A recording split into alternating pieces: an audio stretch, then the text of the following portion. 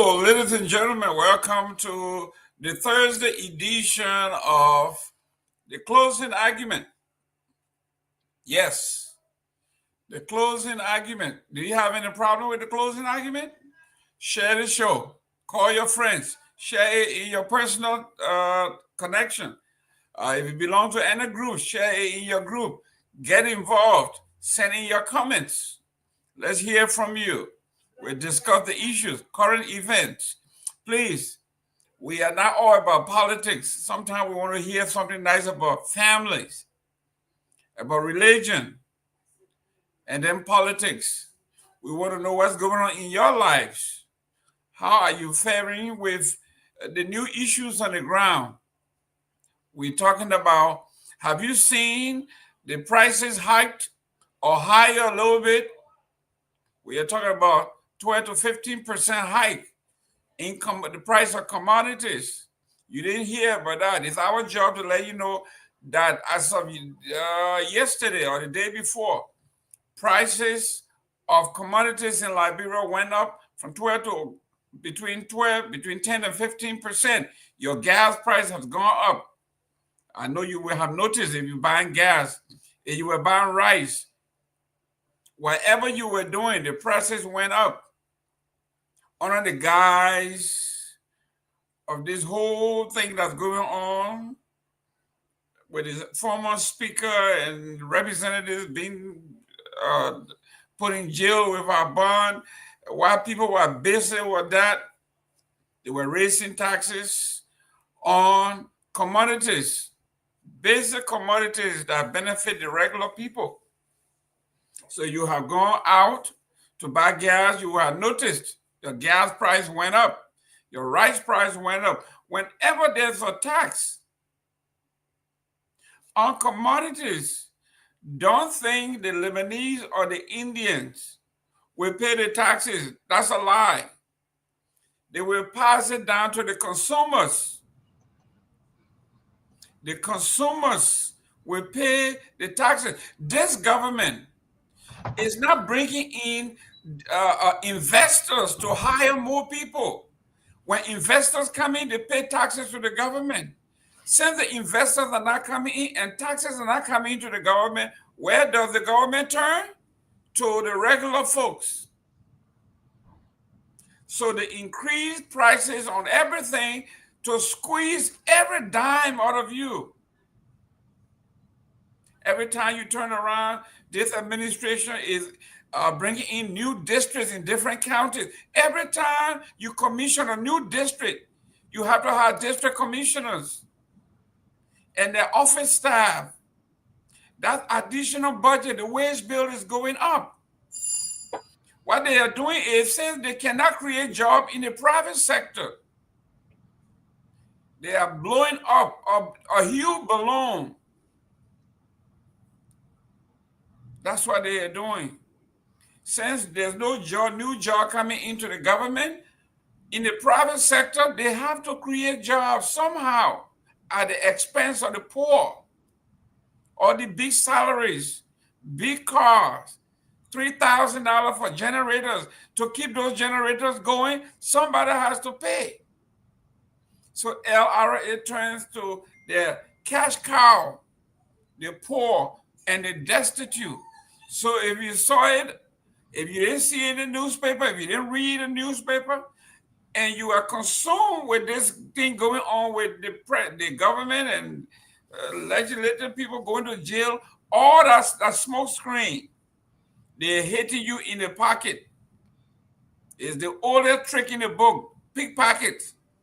They got two guys coming at you, one talking to you, put a hand around you like they're a good friend, and the other one is going in the back and stealing your money from your pocket. That's what's going on here. They have you thinking about what's going on at the Capitol, and they're raising taxes behind you. If you got up this morning, the taxes on gas, your gas price will have gone up. Let me bring in some of the young for Ansu. How you doing there, young man? Thank you. Let me try to get myself right here. Let's see. Get yourself situated. Yeah. Thank you, Mr. Gimmick. When you come to talk to me, be ready, man. You gotta come fight. Yeah, thank you, Mr. Gamer. Good to be on. Yeah, a very wet day. But as Ah, I said, yeah, it's good to be here on closing argument. Let me say hands up to you. Good afternoon, good evening, good morning, especially for people that are online. So it's wonderful, great to be here. It's just like the hustle continue. We are still into it, and it's going to be a continual process. I want you to stand up a little bit. Let me see that shirt that you're wearing. I like that. Oh my God. Stand up a little bit so we can stand up. There Oh you my God. go.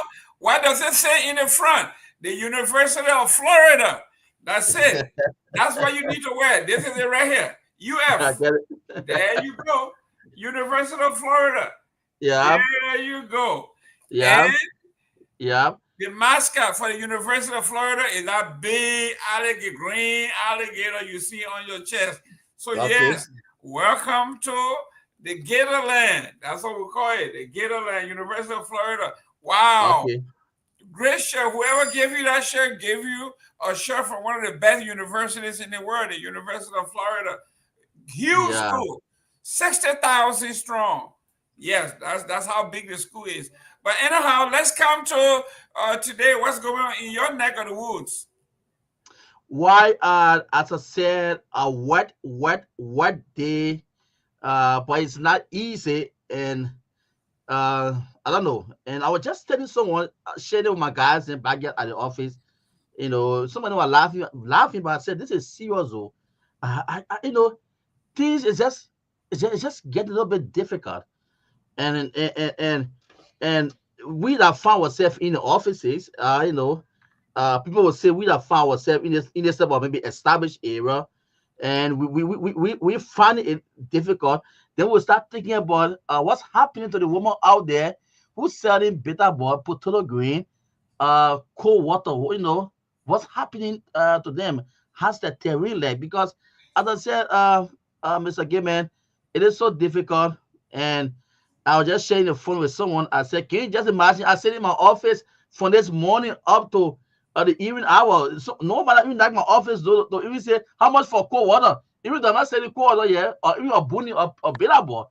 And the whole day just run quietly, and you cannot understand. So sometimes you will say, okay, well, some of the country moving very slow because of many people will say, when development going on. So sometimes you not expect to really see the money out. So we have to focus on the development, but we're not seeing nothing. Everything just moving slow. Challenges just there, difficulties are just there. It's just a high politics that just what have covered this entire country. A very high politics, and the human interest, the life of the people. People no more looking up the head anymore. No more. So the high politics are just coming out of the country, and it's just becoming so difficult, big brother. And yeah, so as I say, we that found ourselves in the offices, and people can't come to the door to even knock to ask, how much you sell potato green here, or rare, or that's probably not sending it here. But we can knock to the office, though, it's difficult. So what happened to the laymen out there? What are they going through? Things is tough, difficult, and the challenge is on. Mm. The challenge is on. You are hearing it from the officer's mouth. He is on the ground. He's feeling the pinch. He is saying what everybody else is saying. Today I spoke to a lady who sells used clothes in Monrovia in the Gardnerville area. She has her booth on the ground, and I asked her how things going. She says for the past 2 days she have not sold one shirt. She says everybody complains that times are hard, there's no money, and then on top of that, it was raining. So to make matter worse, she was not selling anything anyway, but the rain made it worse. So yes, the Liberian people are going through some hard times. We are not talking politics here. We are talking reality. Talk to the regular person on the ground, even those who supported this government. It is not easy. If you have children in school, it is not easy. Over the vacation, the children are now home. So during the school year, at least these children will be away for 6 to 8 hours. So you won't hear too much of the complaints. But now that school is out and the children are home, the parents are hearing the complaint even more because they are hungry. They want to go out. They want to go play. They want some shoes. They want some clothes. They want to hang out with their friends. It is not easy. You talk to the pastors. You talk to the imams. You talk to the regular church person, regular churches. Their offerings are down. People go to church. They have nothing to put into church. They got nothing to give to church.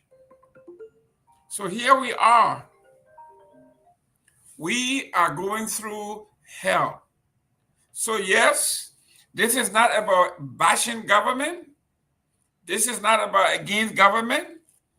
We are talking reality. We are giving you what the American men call the reality therapy. We will not lie to you. We'll tell you the truth. And if you want to debunk that, then you need to call us and say, that's a lie. Since January last year, I got a great job.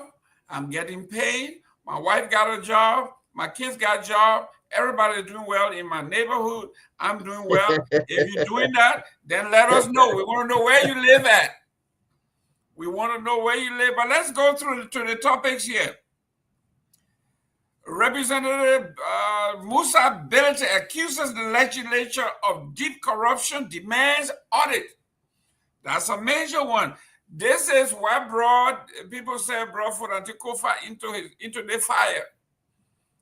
Of all the things in the world, he wanted the house to be audited. And the guys in the house said, we have not done this before, we are not going to do it. And if you continue to talk about this, we will get you out of here. And upon that, they concocted this lies about he was corrupt. He was practicing law, representing corporations and individuals, while he was also a lawmaker. And Mr. Coker came out and admitted, the speaker came out and apologized to the folks, I think it was West Point or Newtown, that he lied. They lied on the man. So here we are.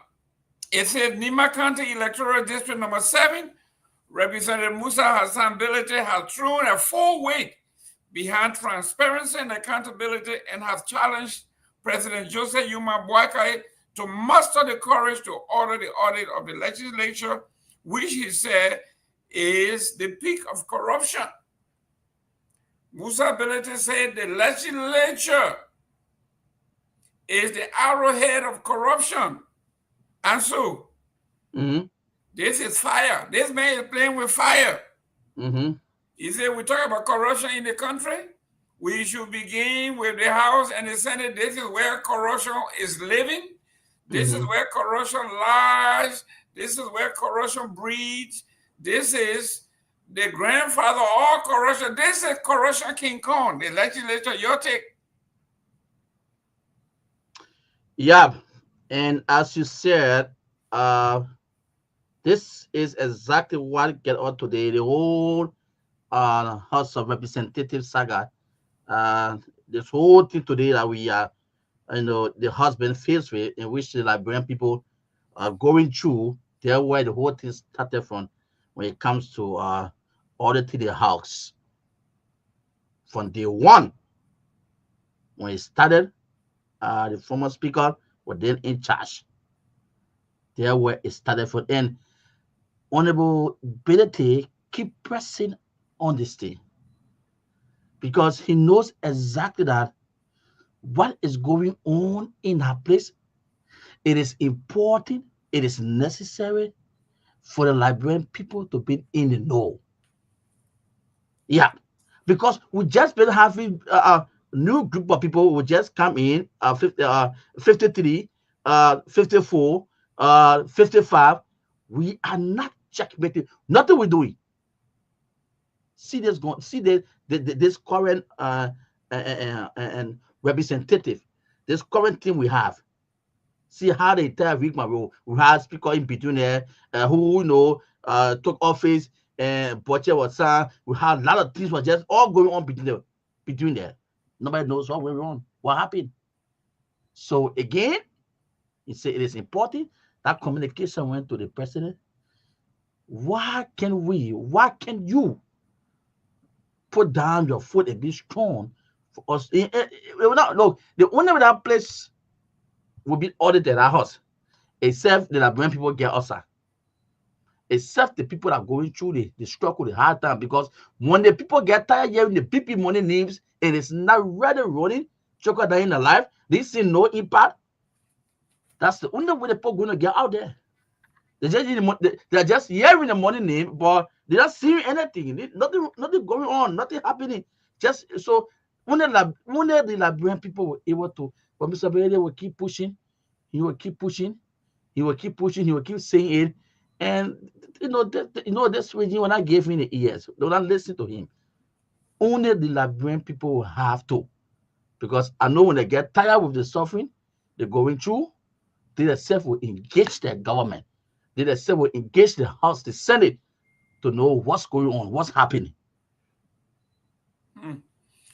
Also, if you are interested in county news, let me go here real quick. Then we'll go to other stuff. They say LERC approves new electricity tariff for energy city customer in Bapolu County. When you think things are hard, here we are. They don't come up with a new word they learned from Trump, tariff. Of all places, Bapolu. The Liberia Electricity Regulatory Commission, LERC, has approved a new electricity tariff of US 0.45% per kilowatt hour for customers served by Energy City in Bapolu County. The approved tariff takes effect June 16, 2025 and will remain in place through June 15, 2028. Look, and so we are talking about people are dying. People are dying. Can you imagine way far a place they call Bapolu, way out there, where basically I say behind Garguah, nothing's happening there. They are raising price on electricity to get light. They have raised electricity. Can you imagine 45 cents per kilowatt? 45 cents. If you are a poor man, don't move to Bapolu. This is unacceptable.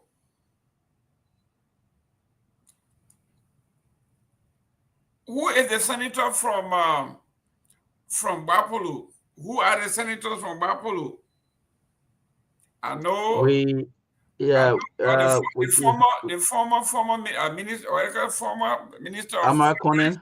And who? What the lady's name is that? Boto. Yeah, Boto. Boto came to the Senate because of the poor women in Bapolu. They rose up and they say, we need this meat seller. This woman that is making a living selling meat in the streets, she will go to bat for the poor. She will fight for us. And they sent her to the Senate. And what happened since she got to the Senate? And so can you remember any bill, anything she has sponsored, any bill she has passed, anything she has done for the poor people? Maybe I've been biased, But Ms. Woto, I have not heard from her. I have not seen her. I have not seen of her of any bill she has passed. I have not seen her fighting for the poor people. The other meat seller in Bapulu, I don't see her advocating for them. I don't see her advocating for the market women. I don't see her advocating for the pimping boys and girls in Bapulu. And on her watch, the poor people in Bapulu now are going to be put out of the reach of electricity. Almost 50 cents a kilowatt, that's 45 cents, my friend. It is unbearable. It is not fair. Americans should not only be writing about national issues, he should be writing about what's going on at home right under his nose. This is about to crush the poor people in Bapulu City, Bapulu County. Where is Amara Kone? Let's go to other issues here. The headlines today for the closing argument. President Walker recognizes top-performing government entities with the Liberian Agricultural Commodity Regulatory Authority, Minister of Defense, and Jackson F. Doe Memorial Hospital topping the chart. Bond County Senator Johnny Pewee elected chairman of the Senate Committee on Internal Affairs, Governance and Reconciliation, replacing the late Senator Prince Y. Johnson. At the 4th China-Africa Economic and Trade Expo, Vice President Jeremiah Cohn reaffirmed Liberia's dedication to strengthening the existing economic cooperation between China and Liberia. My friends, fellow Liberians, this is where we are. Your country, your county, your folks. This is what we are going through. I know when you are a member or supporter of the government, it is very difficult to sit through these conversations. But what makes this conversation germane is because it is factual. We just read to you electricity going up in Bapulu, of all places, 45 cents per kilowatt hour. That's what we are going through here. 45 cents. If you have your smartphone, just Google what is the regular kilowatt hour in Guinea, in Sierra Leone, in the Ivory Coast. Forget about the West. Forget about the United States, just around us, and compare that to what these people are going through in Bapulu. We are talking about serious issue. Without power, and so there can be no economic activity anywhere. Everything depends on power. If the ladies, if you are in Monrovia or you are in Buchanan or one of the big cities at night, when it's not raining, the ladies will sit under the light pole and they sell their cassava, their corn, whatever it is they have to sell. The economic wheel is turning. When that happens, that is not going to happen in Wapulu. When you cannot afford to keep the lights on, the bars will be closed, the restaurants will be closed, everywhere will be closed after 6. That is crushing the economic activities of the county and Liberia as a whole. So Ansu, talk to me about, let's start with you, we'll start personal. In your home, where you are, how much do you spend a week? How much do you spend a month? And we'll multiply that by 12 on electricity. How much do you pay per month in electricity bill? So in a week, as I pay my bill 2 times. Okay. In a week. Which is so the moment I do it $10. Okay. So Yeah, that's so $20 a week. so $20 a week. Okay, so we multiply that by 4. You pay $80 a month. And we multiply that by 12. And we are talking about $960.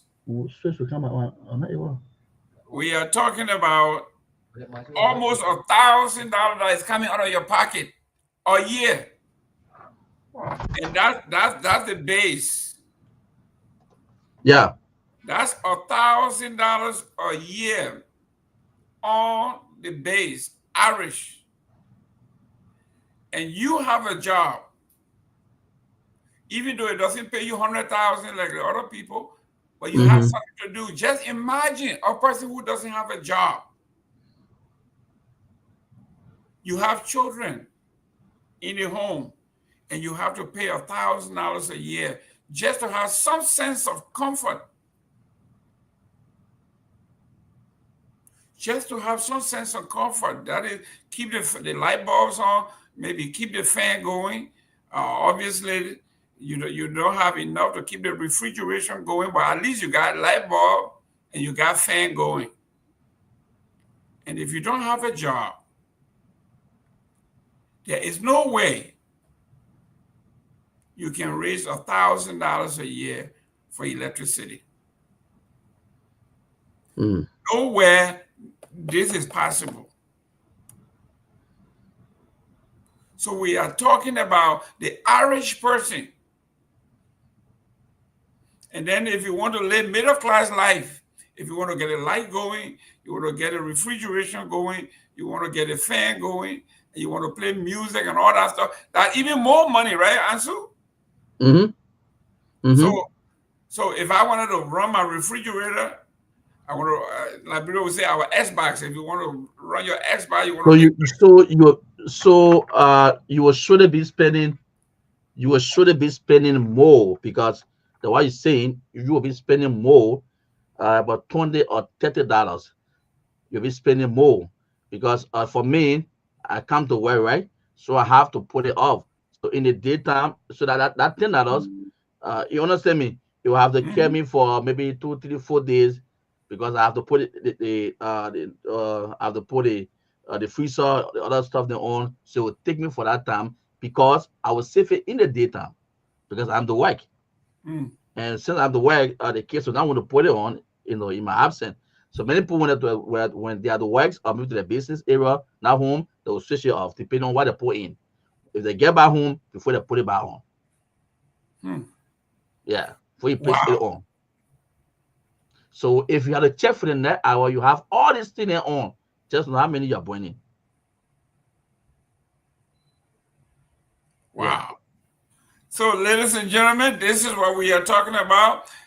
We don't want to talk politics 24/7. I know that's what you want to hear. Who causing who and who's stealing who, and that's fine. But we want to talk about the bread and butter issues. We want to talk about real life issues, what our people are going through in Liberia. If you have a family, you have a friend, you know what we are talking about because they are calling you. They are calling you for help. They are calling you for food. They are calling you for children's school tuition. They are calling you for everything. Because their government, instead of taking care of the people, the government is stealing from the folks. While they were talking about the Capitol being burned and everybody was distracted, they were raising taxes. Basic commodities in Liberia, prices went up yesterday. 10 to 15%. Some say from 10, 13%. Some say from 10 to 12%. But between 10 and 15%, your commodities have gone up. Your rice price, your gas price. If you are a pimping boy, to run your pimping, you need to buy gas. Pimping folks, they drive around all day, all the time until they can get customers. So they're driving around. driving around. They're burning gas. So all that gas they burn, that means they got to find customer to make up for what they lost. So it's like a dog chasing its tail. If you have a sick child at home, forget it. You cannot afford to put the utilities on and run the fan 24/7. You can't do that. With the rain now, the humidity is going to be off the chart. It gets hot during the day. For those of you who got yard and your entire yard is concrete, you plaster the whole place. So when it gets to 100 degrees, and then when it rains, oh Lord, you be baked. That's the disadvantage of having your entire yard cemented. And if the outside is hot, you will have to put in more money into the utilities to run the fan, to run the AC, to cool the house. Your government raised the taxes while they were distracting you about building being burned. Who burned the building? You are distracted there. The oldest trick in the book when it comes to pickpockets is distraction. They distract you while you're not looking. They pick in your pocket, stealing your wallet, taking your money. That's what is happening here. You didn't hear the government give any speech. You didn't hear Joseph Boakai speak to the nation. You didn't hear the commerce minister speak to the nation. You didn't hear the finance minister speak to the nation on the pending taxes. Everybody talking about who burned the Capitol building. While that is a legitimate concern, the nation is being burned.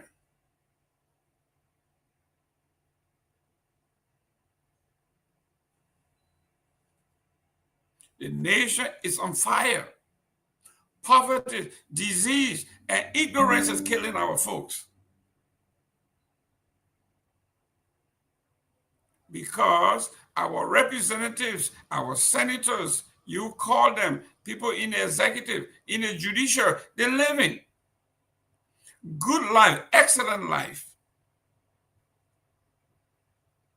They remind me of the imam or the pastor who lives a beautiful life, drive a nice car to work, and the congregants are walking.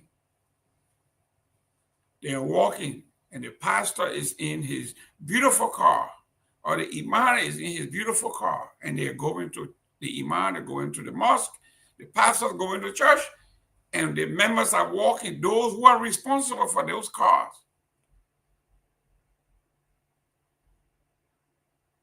They are distracting you about who burned the Capitol building, and they may drag that on for a couple of more months while you are at it. What I like about the strategy with the Joseph Boakai or the administration or politicians in general, the people that they are robbing, the victims are the highest and the biggest supporters.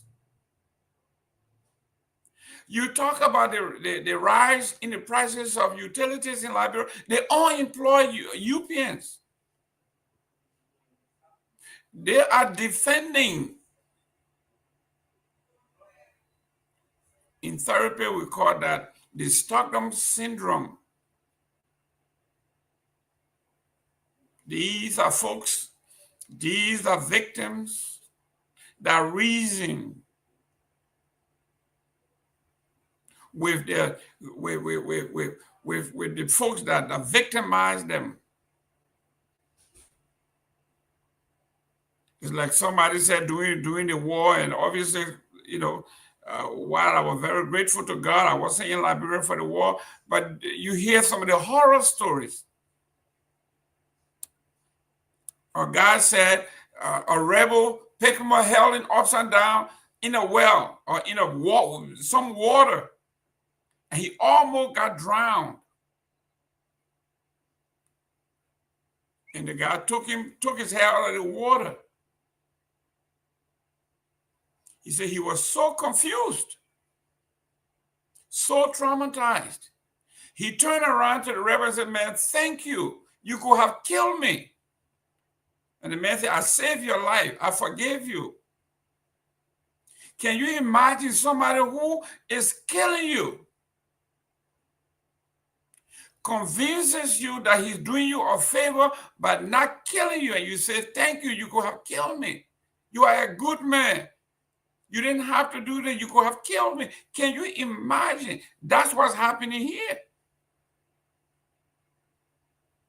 Liberians who are suffering, who have nothing to gain, they are praising this government. Some don't have anywhere to stay. They are hungry. Some are homeless, jobless, hopeless. But because they love, or to be blunt, their hate for the former president Weah,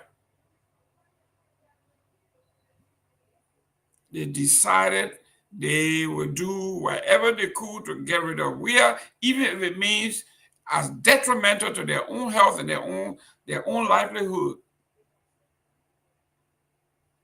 Someone said, but if you didn't like Weah, why you didn't pick Cummings?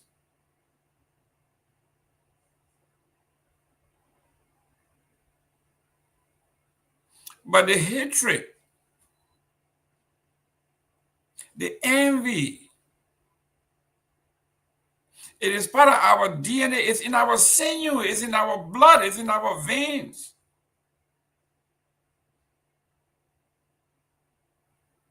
So here we are. Amarakone, wherever you are,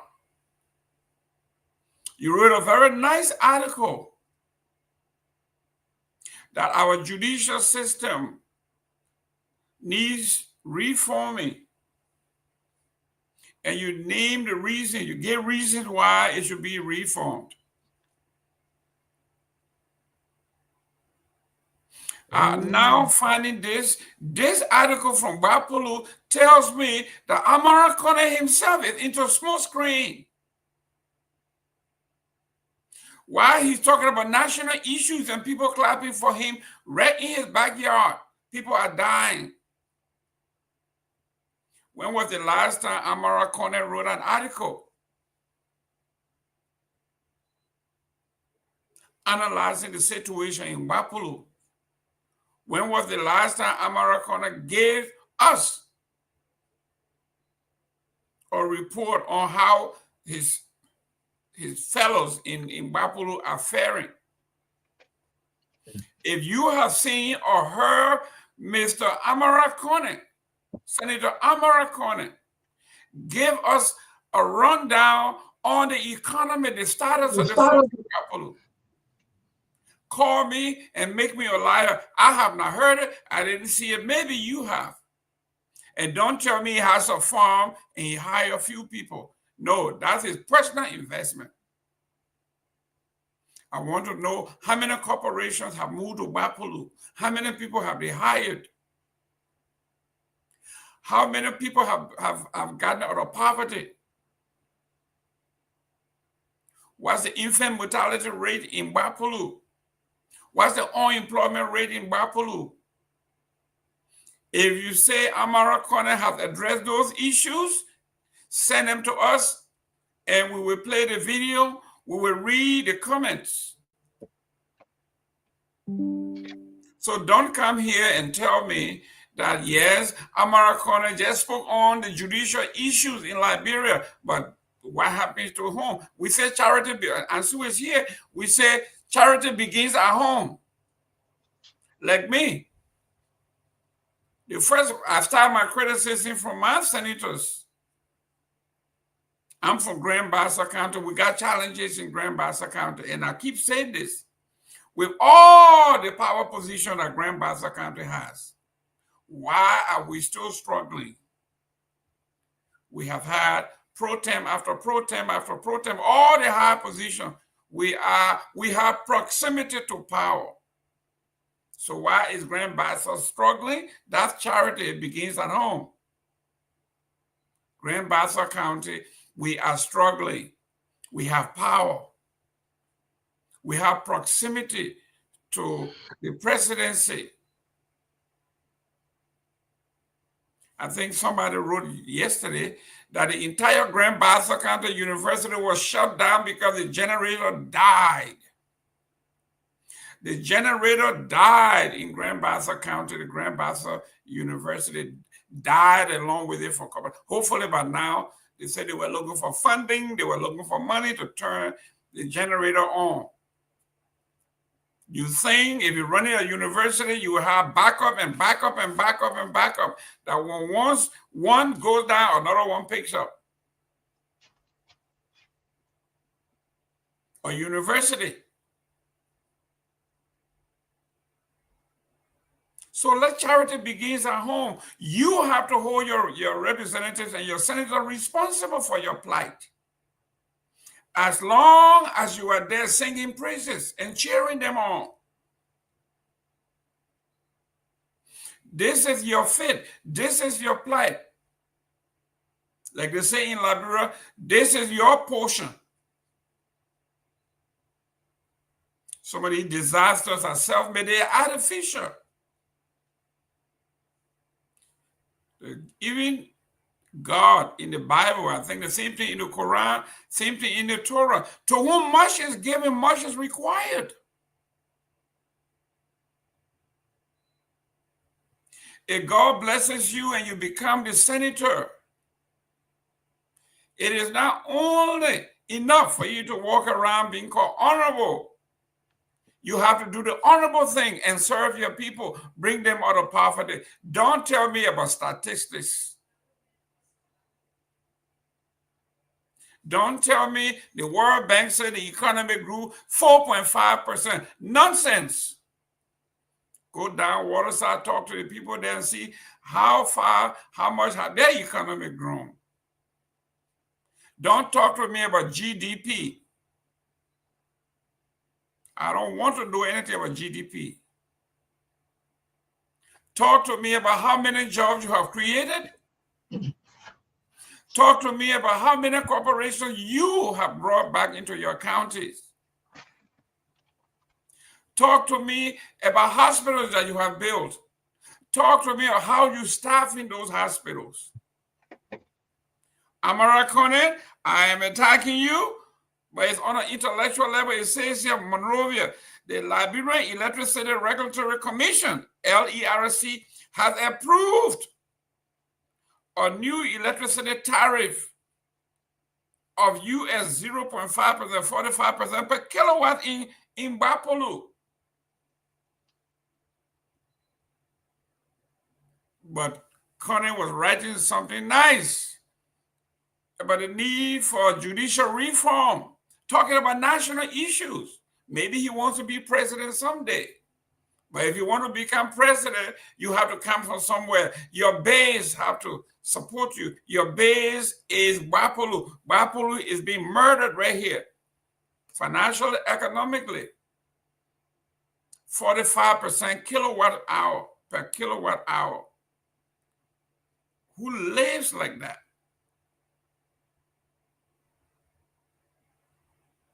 How can the average person afford 45 cents per kilowatt hour to operate in Bapolu, where I think the unemployment rate might be like maybe 98%? The government have not been able to bring private sector jobs. So what they do, they squeeze the poor. In the middle of the night, they raise taxes on basic commodities. They create this distraction about who burned the Capitol while everybody's there slightly. They raise taxes here, 12, 13, 15%.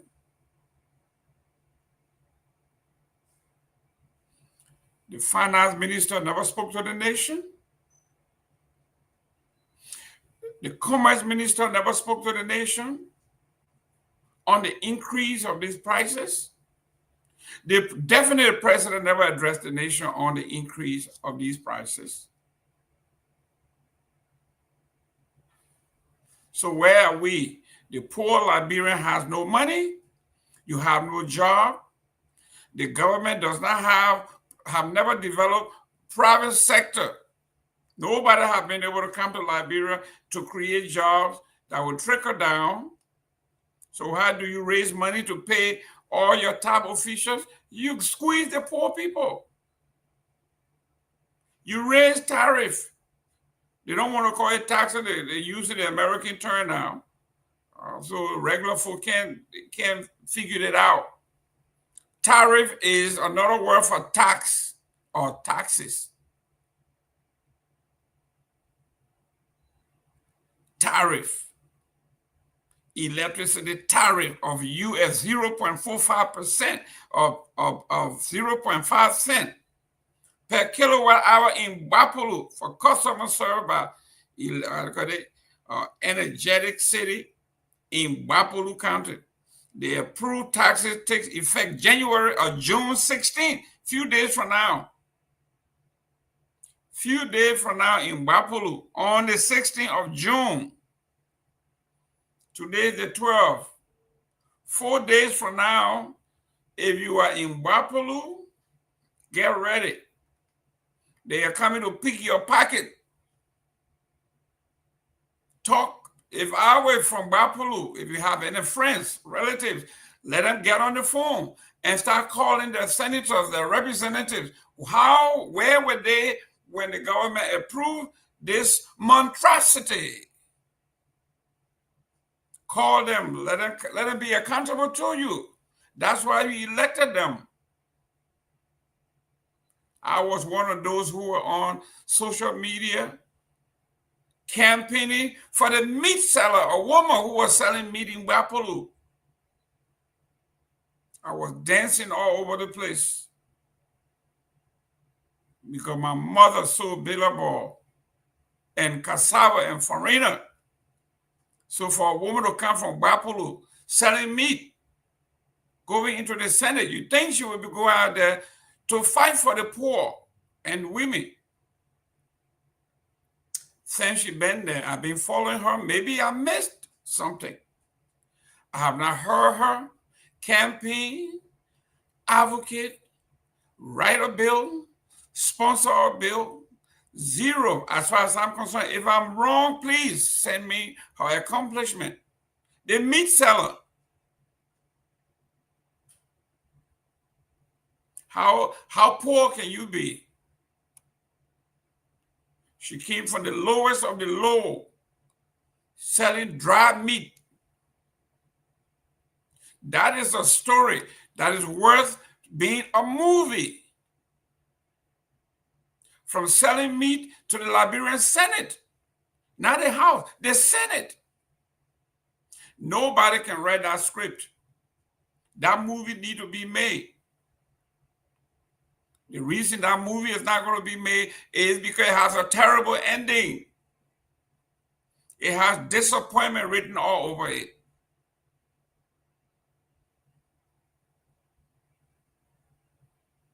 I know when I was in grad school, my professor used to call black, women who are black or minority, call them triple minority.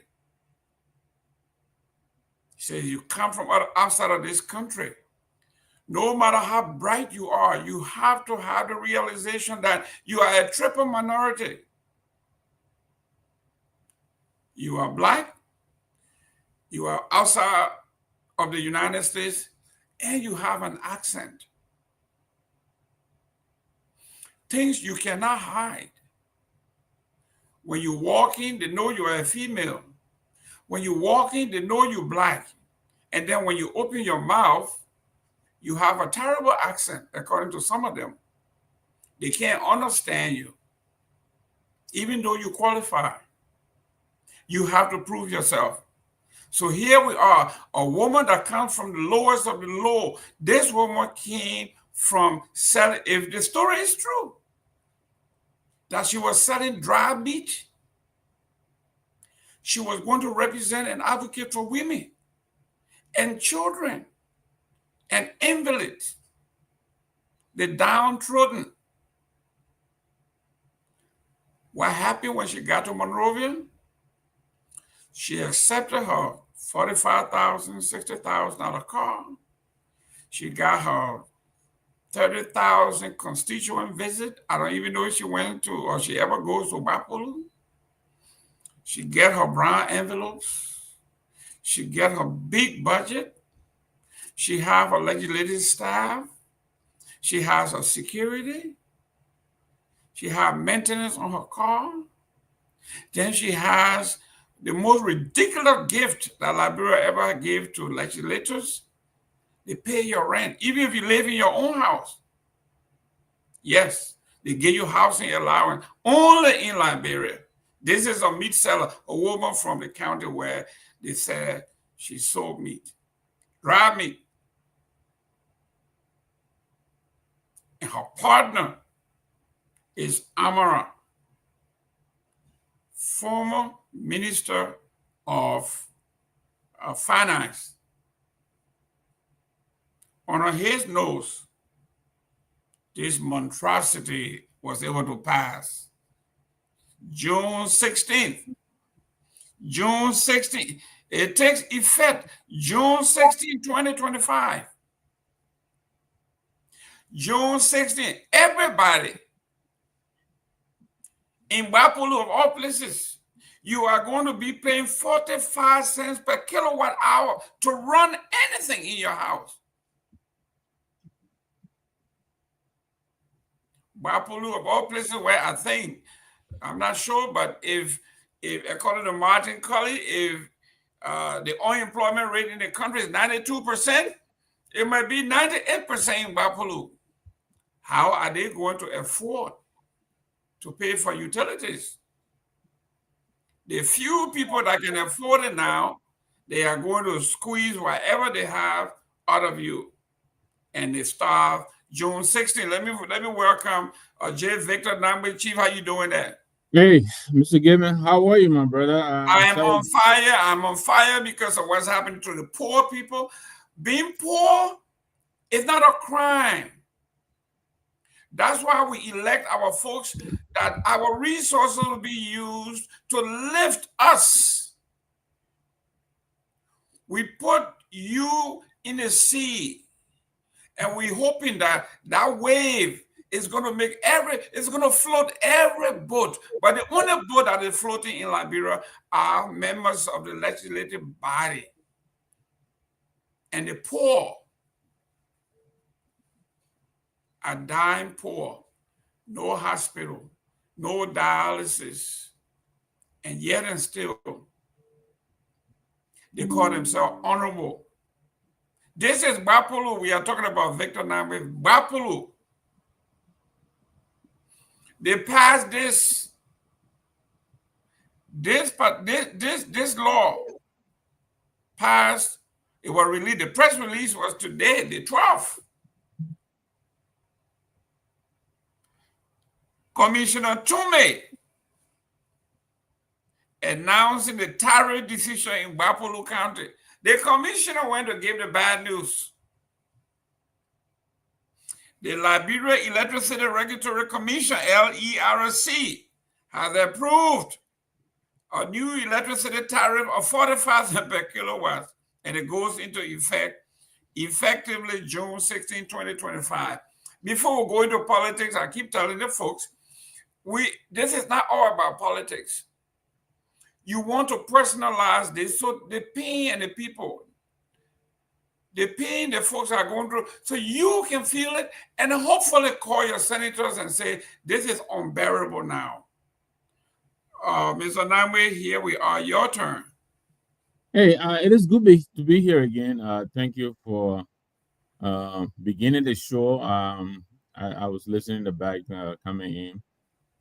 Let me say also hello to our audience, and thanks for joining us.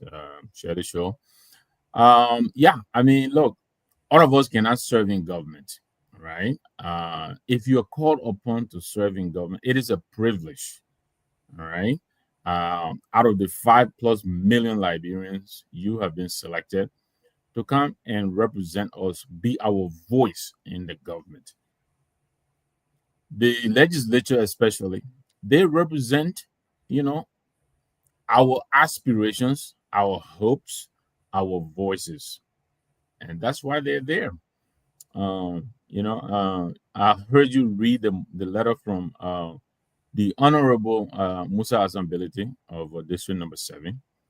And I think I saw this only on the, if I'm not mistaken, on the front page Africa. I hope, you know, other outlets will pick this up. We need to band our voices together in the chorus and call on this government to tackle the issue, the problem of corruption. And Musa is dead on. There is corruption all in the government all over the place, but we think that the arrowhead, the bulk of the corruption that is occurring in government, it comes from the legislature. It starts from the legislature. All of these appropriations, all of these benefits that they appropriate to themselves, they need to be audited. They have to be made to account for this money they are taking from our coffers. And Musa is right. If the president is going to do it or he's not going to do it, you should remember he is not doing it, or he is doing it. He said here, do it for the homeless mother. And yesterday we started the show here with some public school in Bingba district, in Fuama district, the district where Honorable Fambule, the mother mouth, who represents the 43 or whatever it is, who represented them for the longest, as if he had nothing else to do but to come and sit on the airwaves, you understand me, and misinform the people and able to represent an illegal process. Apparently, he's incapable of representing his people. What is the advocacy on behalf of his people? He is the voice of the people of Foreman District. The signboard we saw yesterday, if you check it out, that signboard costs more than it costs to build a school. Misplaced priorities. So he said, do it for the motherless, do it for the out-of-school child, do it for the hungry elder. This president cannot tell me he is helpless. There has to be something he can do. And by God, I know there is a lot he can do. We're tired of hearing these excuses. And Musa is saying that he has proffered several bills. And the House, it runs on consensus. You have to have a rally, a critical number, critical mass for your bill to be taken up. He's having difficulty getting people to support him. And for obvious reasons. It's like you're pulling the mat from under yourself. How do we expect these people to support him? They will not. And so I think it falls on our president to rise to the occasion. And all of these, I hear you segue into Cape Mount and Bapulu, rather, where the Honorable, Amara Kane, a once promising, young fellow. I mean, I started following him. I kind of liked, the issues he was taking up. I thought he was a fresh breath and inspiration. But it looks like he himself is getting lost in the shuffle. I think he's losing his voice. Where is the electricity in Bapulu that is being taxed? Where is the electricity? People go days and days without electricity. The ones that get it, and then you're going to levy a tariff. Why don't you just say you're going to tax them? You're using a euphemism, euphemistically referring to it as a levy. What do our people know about tariff?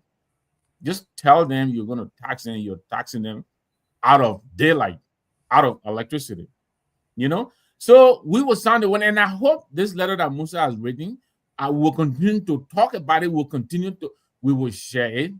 We will let it take off. We'll give it legs. A lot of our people need to know about this letter and read it and call the legislator to join Musa. They need to audit this house if they have the courage, the gumption, the fortitude to prosecute so-called arsonists, they obviously have the time and the gumption and the fortitude to audit this rotten House of Representatives and the Senate, the legislature. They need to audit these people. They need to account for the millions and millions and millions of our dollars that they're thieving. Most of these benefits they're appropriating to themselves are illegal. They don't deserve them. They don't, and they know it. So we'll add our voices wherever we can. We sure we can. They should audit these people, and if they are found culpable, if they are found to be corrupt, which we think they will, they should be made to return our money and return our resources. So it is great to be on the show. I'm happy that I have the opportunity to say my piece. I will pass it on back to you. Well, Ansu. Yes, Mr. Gay man. We are So talking, yeah, well, yeah, you go ahead. myself, you myself, we just were just on the scene. On the scene part when Mr. Nambwe came in. Just what we said. We said that place need to be audited, and for me, I said, Mr. Beto will keep pushing it. Honorable Beto will keep pushing it, and the best people to stand to know exactly what's unfolding, what's happening in the house will be the Liberian people. Because when they start hearing the big money names into that place and they're not really feeding it into their lives, the people as themselves will go to that Capitol building to engage the lawmakers. Wow.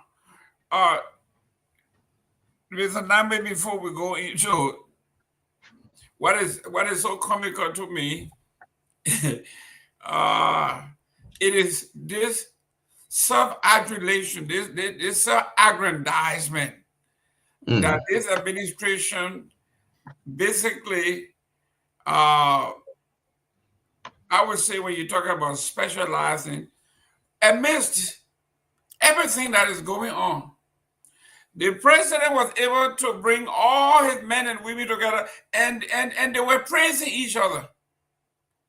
The president said, man, we are talking about, in our regular, top performers.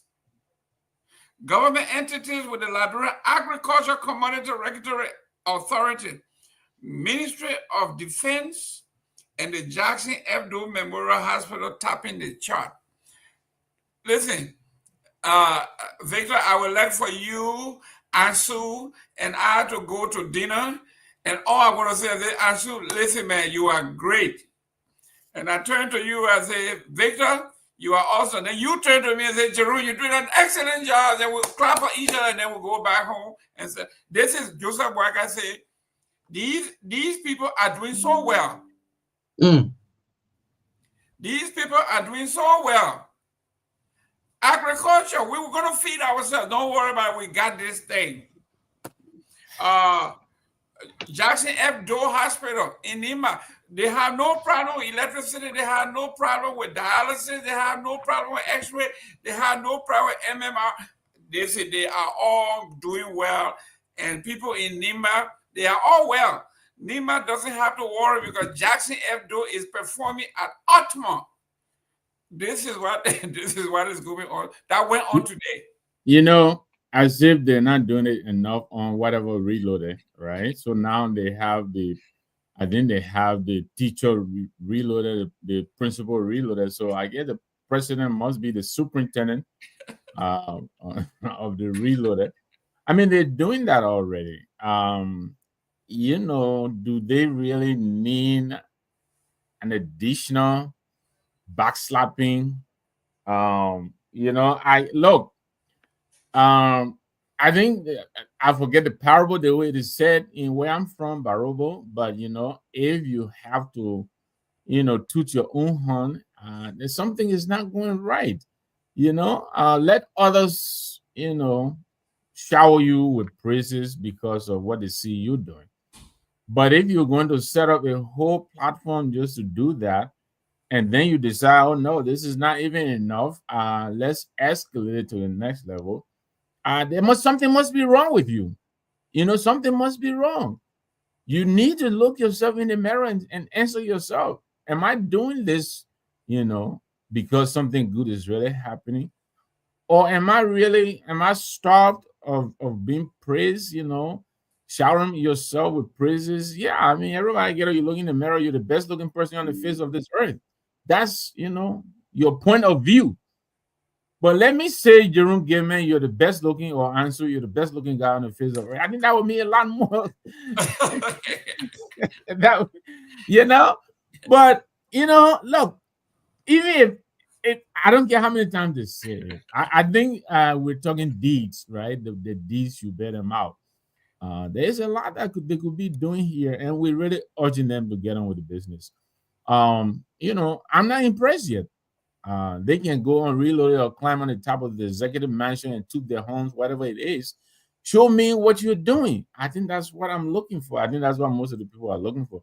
You know, you're talking about imposing tariff. You know, is that really the way to go? Yeah, and so I think if it is possible, Jerome, maybe we should open the line. Let's hear the people. Let's have it. You know, a little bit of input from our people. I know it's around 10 o'clock in Monrovia. You know, if it's not part of the format for tonight, I get it. But if we can make time for a few calls, you know. And so we are talking, our folks may not know what tariff is, but we just want people in Monrovia or the environment, wherever we are.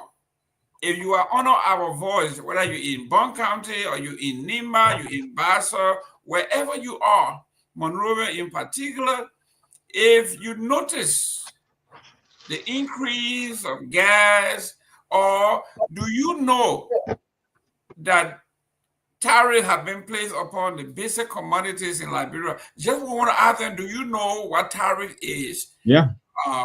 Did you hear about tariffs being levied against everything else? And what is a tariff? Let's just hear what a basic Liberian will say. Even in our comment section, guys, tell us what you think. If you got families in Monrovia, in Liberia, anywhere, let us know whether they know what tariff is, if they were informed of it, because I know the politicians, when they want to do bad things, they will wait until Friday. Then late Friday, even when everybody run on, then they release it.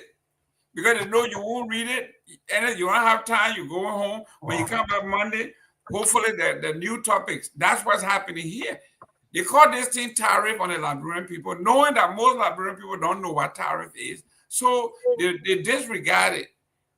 But we are telling the Liberian people that this is taxes.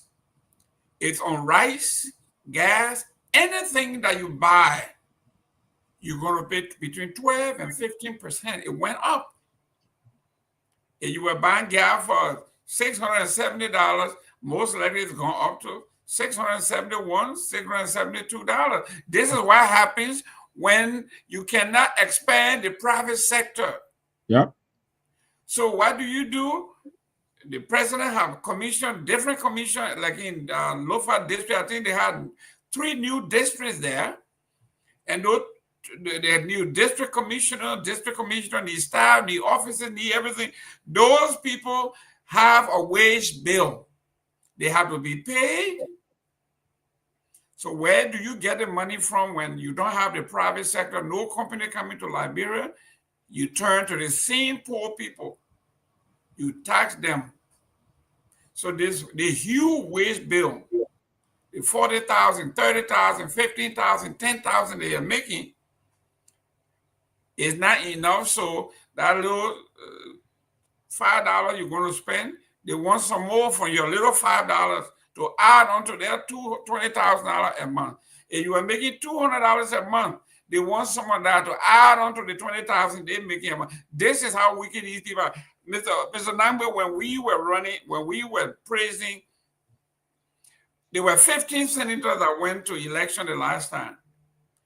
I think only 3 came back. Yep. And we praised the Liberian people for doing the right thing. But the 12 that came to replace the 12 that went, they are even worse than the one that we got rid of. So how do we remedy this problem? You clean house, and then the people you brought in are even dirtier than the one that went out. Look, that is like you're saying, and the little silver lining seems to be that our people are wising up now. They know how to sniff out the bad ones. But I think we need to help our people so that they sniff them out even before they get elected. They should sniff them out during the campaigning, because most of these people come to our people, promising the heavens. I think our people now we need to find a way to get them to decode some of these pie in the sky promises that they're making to our people. Because I think it's also calculated on these people's part. Some of them know you promise whatever you can, and you go and sit down in there for what 9 years and 6 years or whatever it is. Yeah, after that time you're satisfied. You don't get reelected. You move on to the next thing. So yeah, our people, I think at least they are now sniffing them out. The return rate is pretty dismal because our people know that these people, when they get in there, most of them don't do nothing, don't do anything. You talked about the honorable, two senators from Bapulu. I mean, it's not only them, but I'm coming back to them because you talk to them, and I'm trying to maintain the synchrony here. So yeah, the honorable lady there. I mean, there was a lot of furor about her. A lot of people, supported her female, representing the most of the class of our people around the country, and not too formally educated, but educated in many ways, and so our people thought she was coming in with that felt experience of our people, and she will come in there and champion, the cause of our people. But she's been in there for what 3-4 years or whatever it is. I haven't heard a peep from this lady. Senator Connor, he came in there with a lot of heat, but it looks like he's getting burned out. And I hope other people will join these people. They need to rise up and take up the cause of our people. you know so when the people don't perform, our people go and wait for them at the polls. That's where they deliver their judgment. But we need to Mhm. help them get to that level now where they can sniff out these people even before they get elected, if they know they're promising pie in the sky, and they know they have no capacity or no intention or no ability to deliver on these promises. Our people should reject them at the ballots before they even get elected. I think that's where we need to elevate the sensitization, so that our Yeah. people will be able, yeah, our people should be able to ask the hard questions. How is it possible that this person is promising to build an airport here when there's even no space here to put the airport down? Where is he going to put it? Is he really promising us an airport, or is he just looking for us to elect them? Those kind of questions. We should be able to ask those questions. But most of the time, we don't. So our people, they just for the moment, and they are not re-electing most of them. The return rate in the legislature is very, very small. Most of the people don't get re-elected. Well, Ansu, Darrell Dillon said 9 years for me is enough. If they don't re-elect me, you can talk Hmm. all you want to talk. He said, when I die, my biggest dream is to have my casket draped with the Liberian flag. I have accomplished that. Even if I spend a day in the Senate, Hmm. when I die, my casket will be draped with a Liberian flag. As an honorable man who has served his country, so he really doesn't care whether you get him out. And so, what is the remedy? What do you think we do? 9 years. I think honorability has a point when he says the bill, the first bill, actually that every senator, legislator should talk about is reducing the term of service. He wants us to go from 9 years to 6 years, like in the United States, from 6 year representative to at least 4. In that way, he says, Hmm. it would behoove us and everybody else to push such a legislator down. When you give somebody 9 years, that's a decade, and it's basically guaranteed. 9 years is giving one man or one woman guaranteed a decade. And when you look at how much they make a year and you multiply that by 9 years, Yeah. they will have established an account so powerful that they can go out there and buy their own elections. This is what they have done. They have feathered the nest so much that they can move 10,000 people from Cape Mount to Bassa. Move 10,000 people from Bassa to Cape Mount to vote for them. Things that the regular Namwe or the regular Ansu Salif cannot do. So this is what we are going again. Ansu, you are on the ground. You are talking to folks. You experience this thing. What are the people saying? What are they thinking? What do you think? Have they just put their hands up and give up and say, you know what? We have tried everything. It has failed. Let's just leave them alone. Let's just go. What are you hearing? What are you feeling, Ansu? What I do see from our people, that is, they may also understand that the past election, the 2023 election, to just show or serve as an example to our politicians, especially to our lawmakers. Mr. Gayman and Mr. Namwe, this is why people organizing protests, people organizing gathering. You hardly see the people going out there anymore because the what you said, they're becoming more silent and cannot just wait for the next 3 or 4 years to just come and pass. They believe now going out there, maybe protesting, doing the gathering, will solve the problem. So they'll just wait. What happened in 2023 is going to be a very repeat come 2029. The people are very saddened, but they are watching. They know very well that people no more on the thing where you wait, maybe you get 9 years in office, man. You wait 2028. At the closing of 2028, then you start engaging your constituent, your people, you start going to them. Because he feels that what you can just go to them with a little or one in your hands. People no more accepting it. They are no more accepting it. They are looking at lawmakers. They are looking at the work of the executives. Where you think the lapses, the shortages come from? They will wait 2029. Just what happened in 2023. It's going to be a repeat in 2029. Okay, let's go to trending issue in Liberia. Let's go to this one here. The late President Doe family distance itself from Mammy Doe's accusation against Senator Peno. And it says here, Senator Peno, a nephew of the late President Doe, was also accused by Veronica of being an evil and wicked man who, during Liberia's Civil War, allegedly took custody of Doe's property and deprived the widow and children of their right to the property. The family of the late Liberian President Samuel K. Doe has strongly distanced itself from recent accusations made by Madam Veronica Mammy Doe against Grand Julia County Senator Zoe Peno. Appearing on Spoon Talk Show late Tuesday night, Veronica, that's her name, Doe, the biological daughter of the slain president, accused Senator Peno of allegedly being involved in the death of her mother, the late First Lady Nancy B. Doe, who passed away recently in Monrovia. Senator Peno, a nephew of the late president, was also accused by Veronica of being an evil and wicked man who during the Civil War allegedly took all their property and denied, and she thinks all of it led to the death of their mother. The family had distanced themselves from this woman. This woman seems to be like a loose cannon. She's all over the place.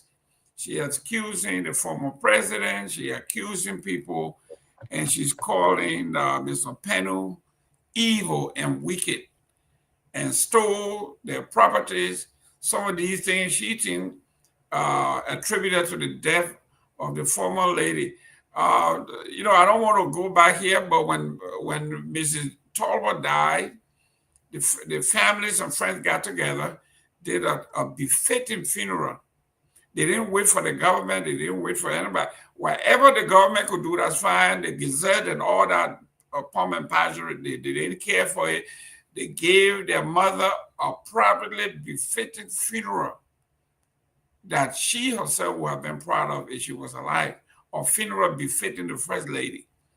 What is going on here with this family, Mr. Namwe? Jerome, look, this is very unfortunate. You know, um, I really, I actively shy away from getting drawn into this discussion.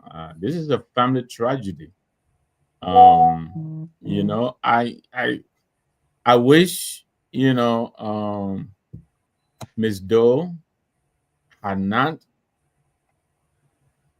brought all this to the open like she did a few days ago.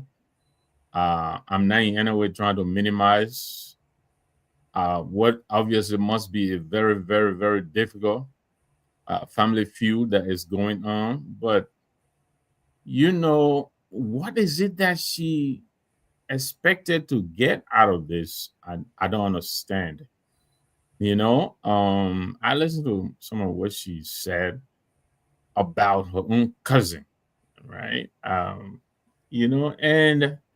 I'm saying to myself, okay, so you come and you tell us all this, what are we able to do about it? Practically nothing. I think right now the focus, her preoccupation should be giving her mother. I like the fact that she said they're going to try to rebury their dad, the former president, alongside now the former first lady. I think that really kind of touched my heart, and I appreciated that. I think she this story has taken on so many legs. Um, like I said, it's just very unfortunate. Um, she is antagonizing, if I should say, but not antagonizing former President Weah. She seems to have a softer spot for the current president. And again, it is within her right, to warm up to, whomever. But this is her mother's homegoing and now her father's reburial. And right now, all we're talking about is what we should not be talking about, which is an obvious family feud, and this happens in families such as, you know, I was big family with not too much to go around. The president, former president King, I was not a fan. He terrorized a lot of us progressives. President Doe did. He terrorized us. I was not a fan. Um, but I think the man has, departed this world. The wife is joining him. I think all anybody can ask for is to give them their resting place, and put their name down. But this is just really unfortunate. I wish they will find a way to tune this down. Almost every day there's somebody now in the press who has something to say, and there'll be a lot of people. I listen to the former coach of the Lone Star and all of that. Is another guy I like a lot, James Salinsa Diba. I really wish he had not allowed himself to be drawn into this. He has absolutely nothing to this matter. His coming in and doing what he did, I think is unconscionable, and I think it's unwelcome. He shouldn't have come into this space. He should stay away from these people's family thing. Whatever feud he and President Weah have, I think they can find a better and much more welcoming avenue, to beef it out. But to use this woman's homegoing and to grant an interview and expressing himself, some of the stuff that I read, I think he should have really thought hard about doing that before coming into the public space to do what he did. What is it that he expects to achieve by this? That's what I'm trying to find out. Because when you have a problem and you approach another person with it, you're looking for a solution. You want this person to help you identify a solution. Right now, what is the solution that they hope to get out of all of this they're doing? I don't see it. So I will pray for them. I hope they find a way to tune this thing down and send this woman home. I think she suffered a lot enough already. I listened to some of the stories that she told, and yes, she had the right to tell it. But now that she's gone, I think they should give her later on if they want to go into this matter. That's an entirely different situation.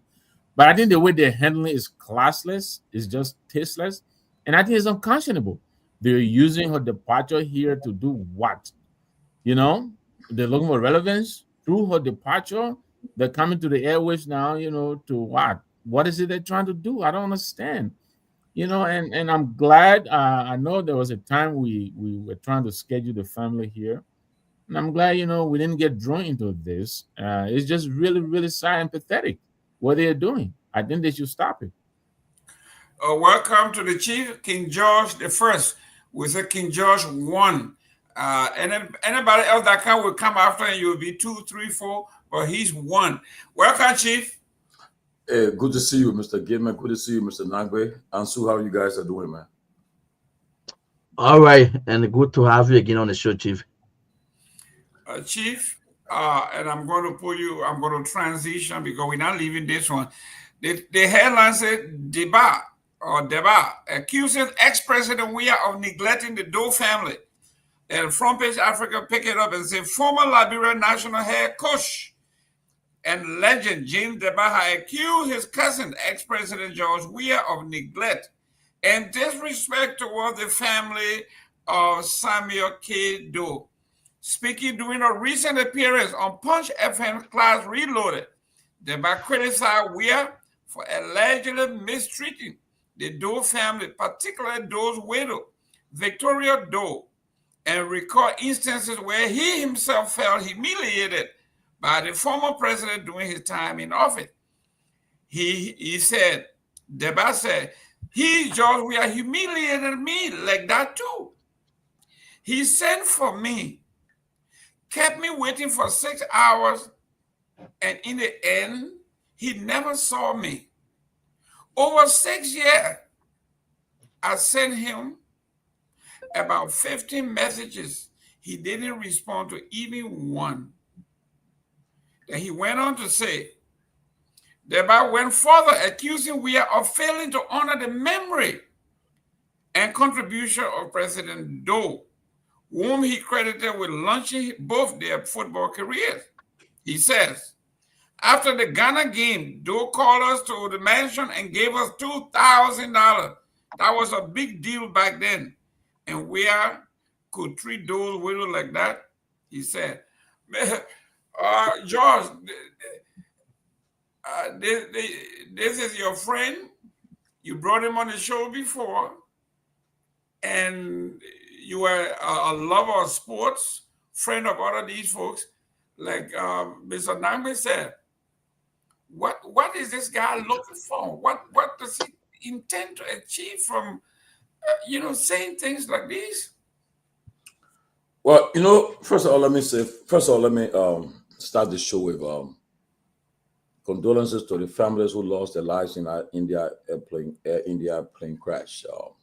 It was so terrible. I mean, for those who are afraid of flying, to fly with your entire family, entire family. As soon as they took off, they started talking about engine failure right away. And I think we all watched it live. I mean, it could be, when we all fly. Well, like for me, I like to fly, and it could be any one of us. But we always just give God the glory because we can't ask him why it happened, but we just pray for the families and all those who are affected by that crash. So rest in peace. Before you move any forward, will you take the advice of President Torgbean when he said he feared for flight? He would never fly with his family. They always use separate jets. Like if there are 4 going, 2 will go with him and 2 will go with his wife. The head on a safety precaution. Well, people say that it's always good for the whole family not to fly, but everything is in destiny. It's destiny, it's destiny. Only God knows. If God's my late father used to always tell me, during the war, we're telling him we're living Duporo. Say, Papa, let move, let the rebel come in, the people come in. He said, let me ask you, where is death? Say me. He said, death is everywhere. He said, if I was going to die, here I would die. If I was going to die, where you want to take me, I would die there. So I'm going nowhere from now, sitting here. But that's how I look at it. That's how I do. I always view life from that prison, from where my daddy taught me. But coming to that issue about the flying, yeah. I mean, if your family, you guys are supposed to fly to go for a trip vacation, you'll go. If that God's way that you're supposed to go leave this earth, that's what will happen. You know, like in America, even I don't know do it like, but in America, whenever the president is giving the State of Union address, they always the customary the designated person, survivor, because at that place where the president is giving at the Congress, joint Congress, all the entire government, their members are present. So one cabinet minister is taken from there. The person will be somewhere else watching the event. They call that person designated survivor, because in case of anything to happen, the person will run the government until things can come out. Things can come back. So they all have a designated survivor. So no matter what happened, there'll all be a designated survivor in any family that will be around, won't make that trip. And, you know, but again, we still our condolences to the family, man, and what happened. Hope they investigate find out what really happened, what caused that crash. It was very terrible. But all along, James Diba, you know, let me first disclaimer. When doing the football days, I'm a Barrow fan. I was a strong. You're my favorite player, James Diba. He brought smiles to me and a lot of time play for Barrow and Lone Star. So I one of his favorite. In fact, today we still cool. But I will give you. Please give me a few minutes. Let me talk small about this, right? Mm-hmm. You know, during the first election, Diba endorsed Councillor Bromsky. He was a Bromsky man, Liberia Party guy. He endorsed Bromsky. He supported him. Afterward, I think in 2011, he endorsed Mana Salif. Okay, and then as well, later on 2017, he endorsed Boyka again, and Bromsky and then Boyka. But during the presidency of Weah, I remember I was on Spoon. He came on the show one time and he burst out and cried while we were interviewing. He said that the same thing he said. But they want to patch up the differences. President Weah invited me to go to Liberia for the opening of the Invisible Park.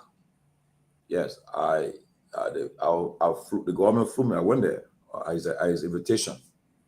When I got there, after the program, in fact, after the program, that morning I was up when I got a call from Colasco.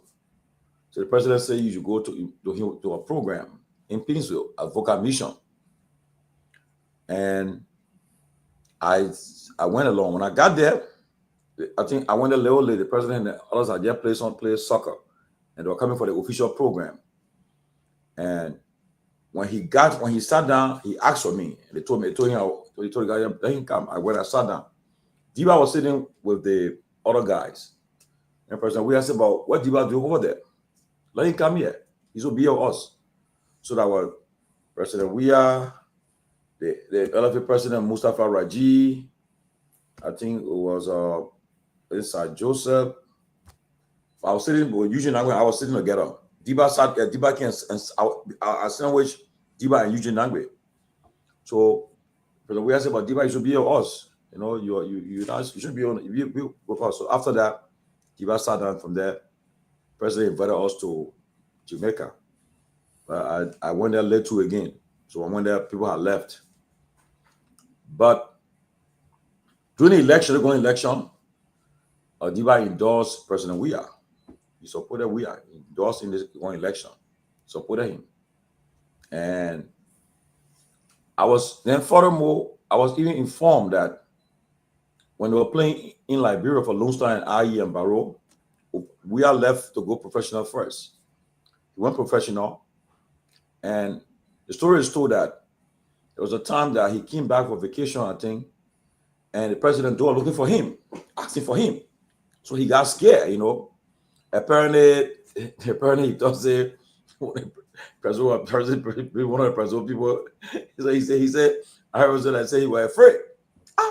When the president look so that actually was senator, said when there were LEC boss, all the guys and say, the president looking for me for. So we are trying to run away, trying to avoid it, trying to get the country to go. But then I think some top official of the government said, no, we'll take you to the president. Don't worry, we'll go there. Well, they went there. Then one of the father that President Dua said, I'm looking for you. So what? He said, yeah, Mr. President. He said, do me a favor. I want you to take the guy from here. I said, who? He said, Diba. He said, oh. So yeah, I want you to stay and sport, whatever the case. I want you to take it from all over the country. Find a way to get him out of here. We got to say, oh, but the president, easy thing, I will do it. So I think it was through that he was able to. He said, but then he said, oh, he thought the president was something different, but to take Diba out of here, he said, easy. And I think he went to Cameroon and he made way for Diba to come there. He applied for Tonnerre. Diba applied for Union Douala. So, and the story is told that we have told the people that, look, I got somebody who plays football. You think I can play? That's somebody, the guy bringing him, come here, you'll be surprised, you know. And you're able to get him to Cameroon. And then afterward, I think, we had a 3 years contract in Tonnerre for Cameroon, but then he never spent 3 years. He spent 6 months. And he got recommended to Monaco. Wow. He went to Monaco in France. He didn't stop there. He took Kerry and make sure Diba to join him there too. Okay, he played at Monaco, but then Diba was loaned to Valeries, the third division team. He was loaned to a third division team in Monaco, Valeries. But he was able to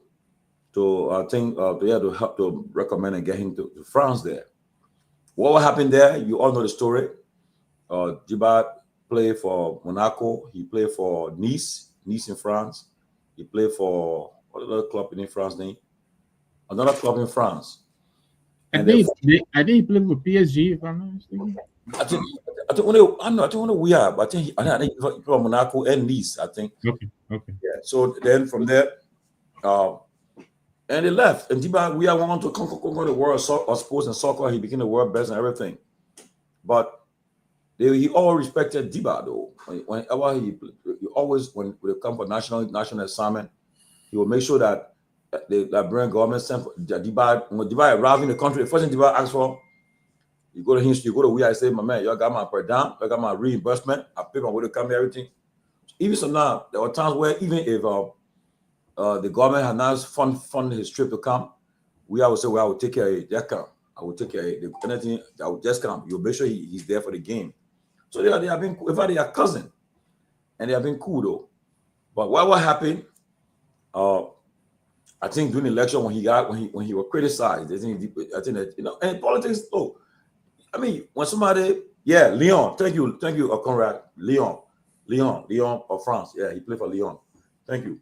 So and whatever the case, my two brothers is that when you criticize somebody in politics, the person will also, they won't just take you cool too. So he was criticized, and so forth during election. So, but I think the relationship was there too, was stay there. And there are people that in we are cycle. I know Twe, Sir Joseph, other people at the time, they reach out to Diba, they reach out to Diba. In fact, Sir Joseph gave Diba a car that he gave to Diba in Monrovia. And that have been. But when I see Diba like getting involved, letting people to get involved to start criticizing I mean, I don't think it's necessary. I don't think it's appropriate. No matter what happens, you guys can still meet and trash your differences, but to get into, like you said, Mr. Nangwe, to get involved into this thing and start to criticize and attack him, and I don't think it's fair. It's just not fair. There's some things you just stay out. Some things you just you're not compelled to talk, to get involved. And there's somebody said today, we have made some help to you, but what can you in turn show that what have you done for we are too in return? What have you done for him? They say, well, I did this for him too, and so forth. But I think it's unfair to we are. Diba to allow himself to be used. I don't know what he's doing it for. You support this government. It's your right to support the government, but to go ahead, to come and attacking your brother, your cousin, whatever the case, in such a time like this, I don't think it's appropriate, you know.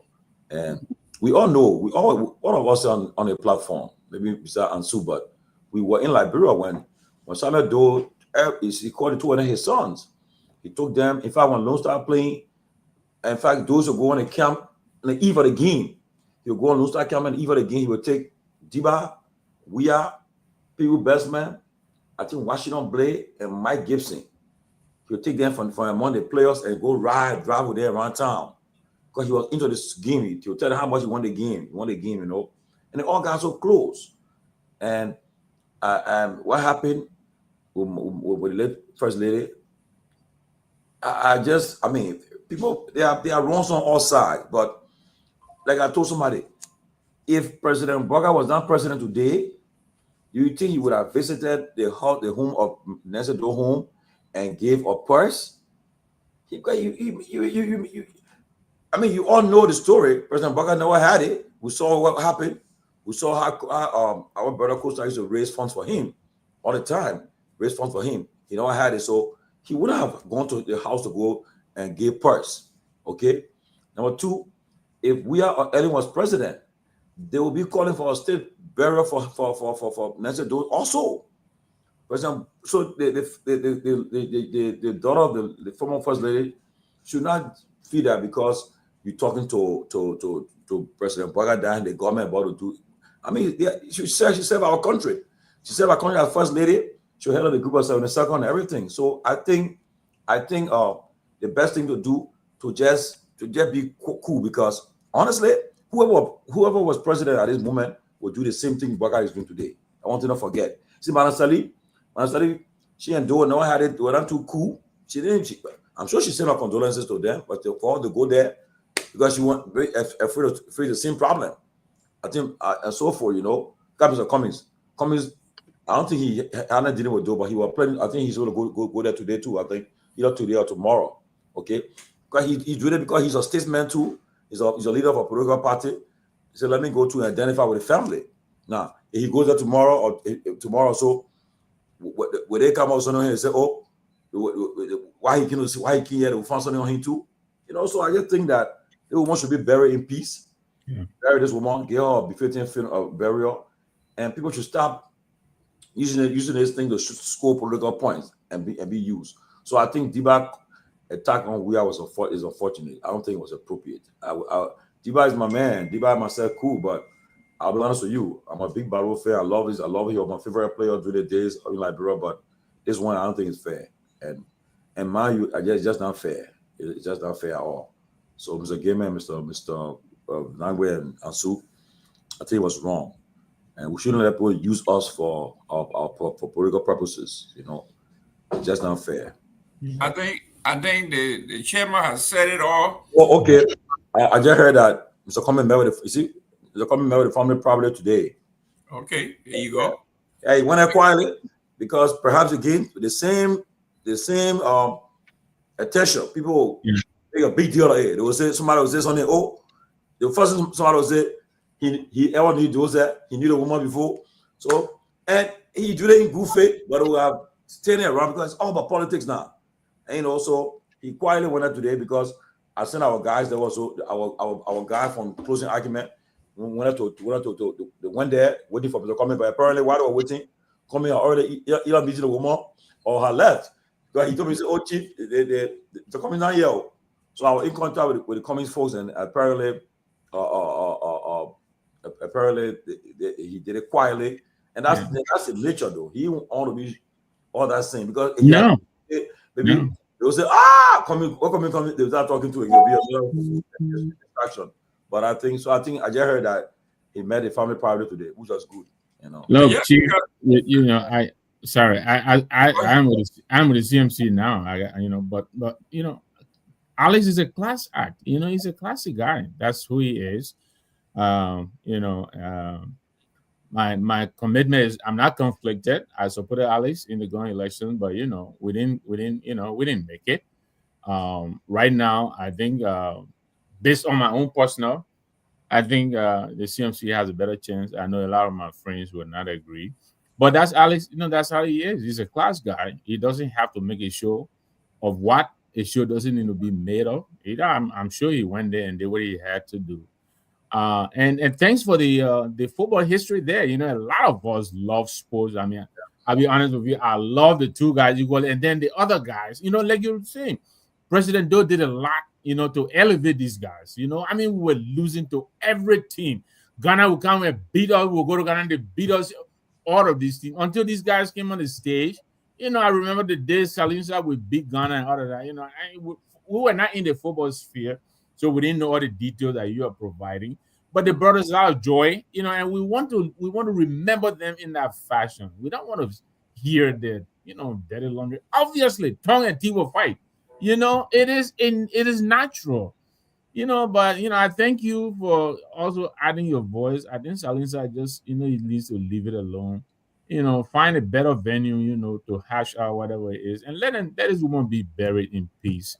So yeah, I mean, I'm not gonna do much. I've already said my piece on it. I just want all of us to back away, leave the family, let them have this, the space and bury, the former first lady, as well as rebury, the former president. And lastly, Mr. Gimmer, I remember we're in Rhode Island, lastly in Rhode Island, I think about 2004, we were just forming the CDC. And at the time, Toy was chairman of CDC USA. He had gone to Rhode Island to visit with me there. While we're there, went to a cookout. Went to the cookout. We met Borchas there, Jonathan Sobe. We were trying to recruit Borchas to join us. And for more than 3 hours, the whole cookout, our three were talking for a long end. Borchas gave on the whole stuff about here, we are, the whole thing. At the end of the day, I think Sakba Myers, Sakba John, Sakba said, look, and I will say, look. He said, he said he only go to Liberia. I said, my only thing I tell you, you go Liberia. If you support him, we are please. Don't attack him. If you who you want to support the person, but please do not attack. That one again they were carrying to 2005. Don't attack. But Thomas, and he promised, to my surprise, he went to Liberia. When I come in, I told him Liberia now, the person we and I say, why you coming there? Maybe I don't know whether he endorsed or not, but he coming there. But he said he will not attack. So, but anyway, when the man kind of you, President Ambassador Weah, he kind of around you, at least please get him, open up to him. But I was going to work that morning in Rhode Island, 2004, I don't forget. When President Weah had 12 come and say, oh, my man, the man you said I'll come here, the man just did. The man went to Veritas. The man, Danny just said, went attack me there. I said, oh. He said, in fact, the attack we had there, they are rotating through. I think a ledger who were interviewing their son. They said the crowd that came out to meet them. Yeah, they carried two of them through the back door to escape that place. So we are all going to attack by his colleagues and so forth. And at the time, so when he respond, then they say, different thing, But I'm sorry, it's unfortunate that what I see happening. I think that the numbers say. We should just forget about this thing. Get out of here. Let people bury their family member. You want me to tell you what I feel? Look, it is not easy being relegated to be. you saw that too, right? Yeah, that's what he said. Okay, Joey, I got my success in his hand. He would determine whether I'm successful feeling in Liberia. Yeah, right. But Joe Manjala, you know what? No matter what they say about Joe Manjala, he's our number one fan. He would show up everywhere. He would show when we won. He would be there. He say he don't like us, but he can't stay away from us. No, Joma, one platform. He will not go to Spoon, nowhere else but a place. So Jumapa, if there's a law, they pass an order in TCA that the other man shouldn't even attack it. Don't stop. So they criticize, attack, and so forth. Joe Manjala, you got a red carpet. Like Ellie used to tell me when I met with her when she was at the foreign ministry, I used to carry all the investors and she got her one day and told one of the representatives for the USA, this man, he said, this guy, Mr. Gaiman, You can cuss me. You can do whatever you want. You have the right because at least you're doing something. So you have the right to cuss. I said, man, I'm not in a cussing business. She said, every year you bring people here to do something. He said, these people they have the right, they have earned the right to criticize. So basically, that's why this is where Jala is. But when you are playing, when you are friends, and it goes to everyone who plays some kind of sports, whether in high school, elementary school, you know you think you're better than this person. Right? I think I can run faster. I know I can dribble better than Namwe.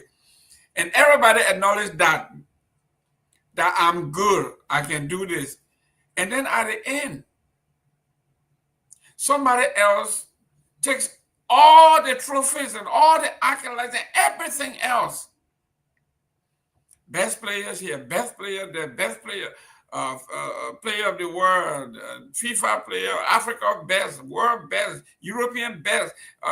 I mean, if everywhere you go to Cameroon, you thought you were number one in Liberia. You go to Cameroon, then you second fiddle. You go to Europe, you didn't even make it that far. You didn't even make it the second fiddle. Nobody knows you. Then this guy on your team, everywhere he goes, he's number one, best at everything. Sometimes it has the propensity to weigh you down, and it comes out in different ways. Okay, it's like, that's what it is. Deba will never be what Joe Williams was. Wherever Deba go, when Joe Williams shows up, people will stand up and clap and call him Mr. President. These things have a way of doing this. Plus, we are hearing, and we know for the fact that he's broke. And he expected his friend to, everywhere he has gone, things have not worked out for him. And even when he became coach of the Lone Star itself did not do well. And he admitted, though, that Liberia just does not have the quality of athletes to be competitive in the region. Forget about the world. He finally admitted. He didn't take the blame, though, that he didn't do well. He said, we just don't have the talent to bring the Lone Star to where the people, basically, he was trying to manage our expectations. So this thing between he and George Weah will never go away. As long as George Weah is living, this guy will be number 3. And he just cannot fathom that George Weah have become number 1 everywhere he goes. But let's go to the next one here. Bon County Senator Johnny Pewee, elected chairman of the Senate Committee on Internal Affairs, Governance and Reconciliation, replacing the late Senator Prince Y. Johnson. Let me go to Ansu on this one. He's been sitting there for a while, talking to some girls.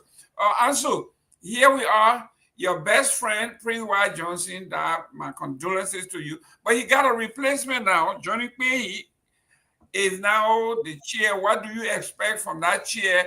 And what a man who is the chair on Committee on Internal Affairs, Governance and Reconciliation, what they say they're supposed to do, because Prince Johnson showed them reconcile the country.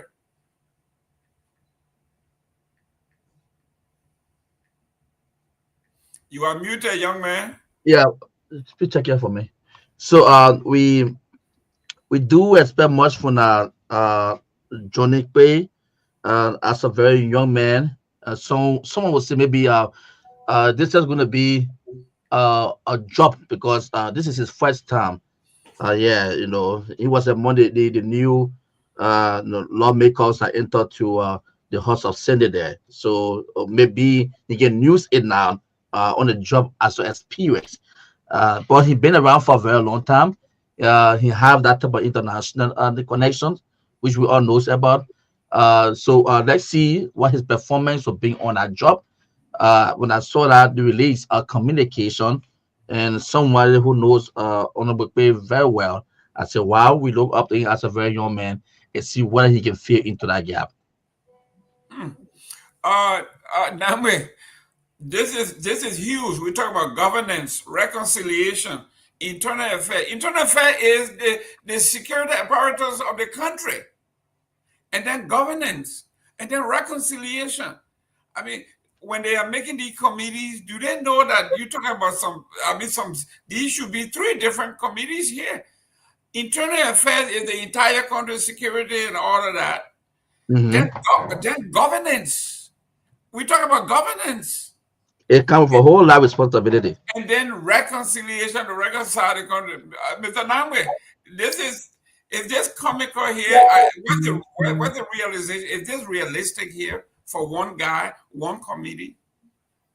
Yeah, I think that's a tall order. Honestly, I don't know this senator. I don't have anything on his performance, but I can tell you this. I think the committee is going to be less controversial. We know Senator Johnson was a lightning rod, and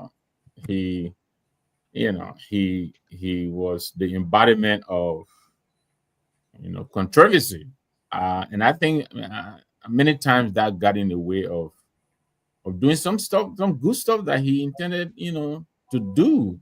Everything that he did, I think, was interpreted from the angle of the controversial warlord and all of that. So I think, I think this young fellow who's coming on, though I agree with you, is a lot they're putting on his plate. I don't know whether he's even young or not, but I mean, this new senator coming in, I'm inclined to give him a chance and see, what he's bringing to the table. Of course, the question will be, what other committees has he worked on? What did he do there? Whether that will inform us what he would do on this committee. But I think let's give him the space. Let's see what he can do.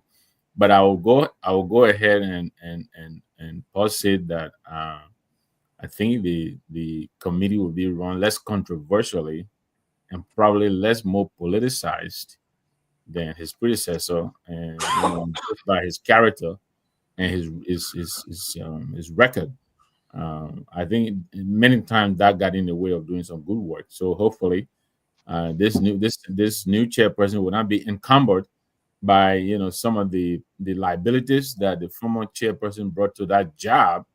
So I think that is hopeful, and I think it will probably it will give him, I think, less burden to be more robust and hopefully more forward leaning.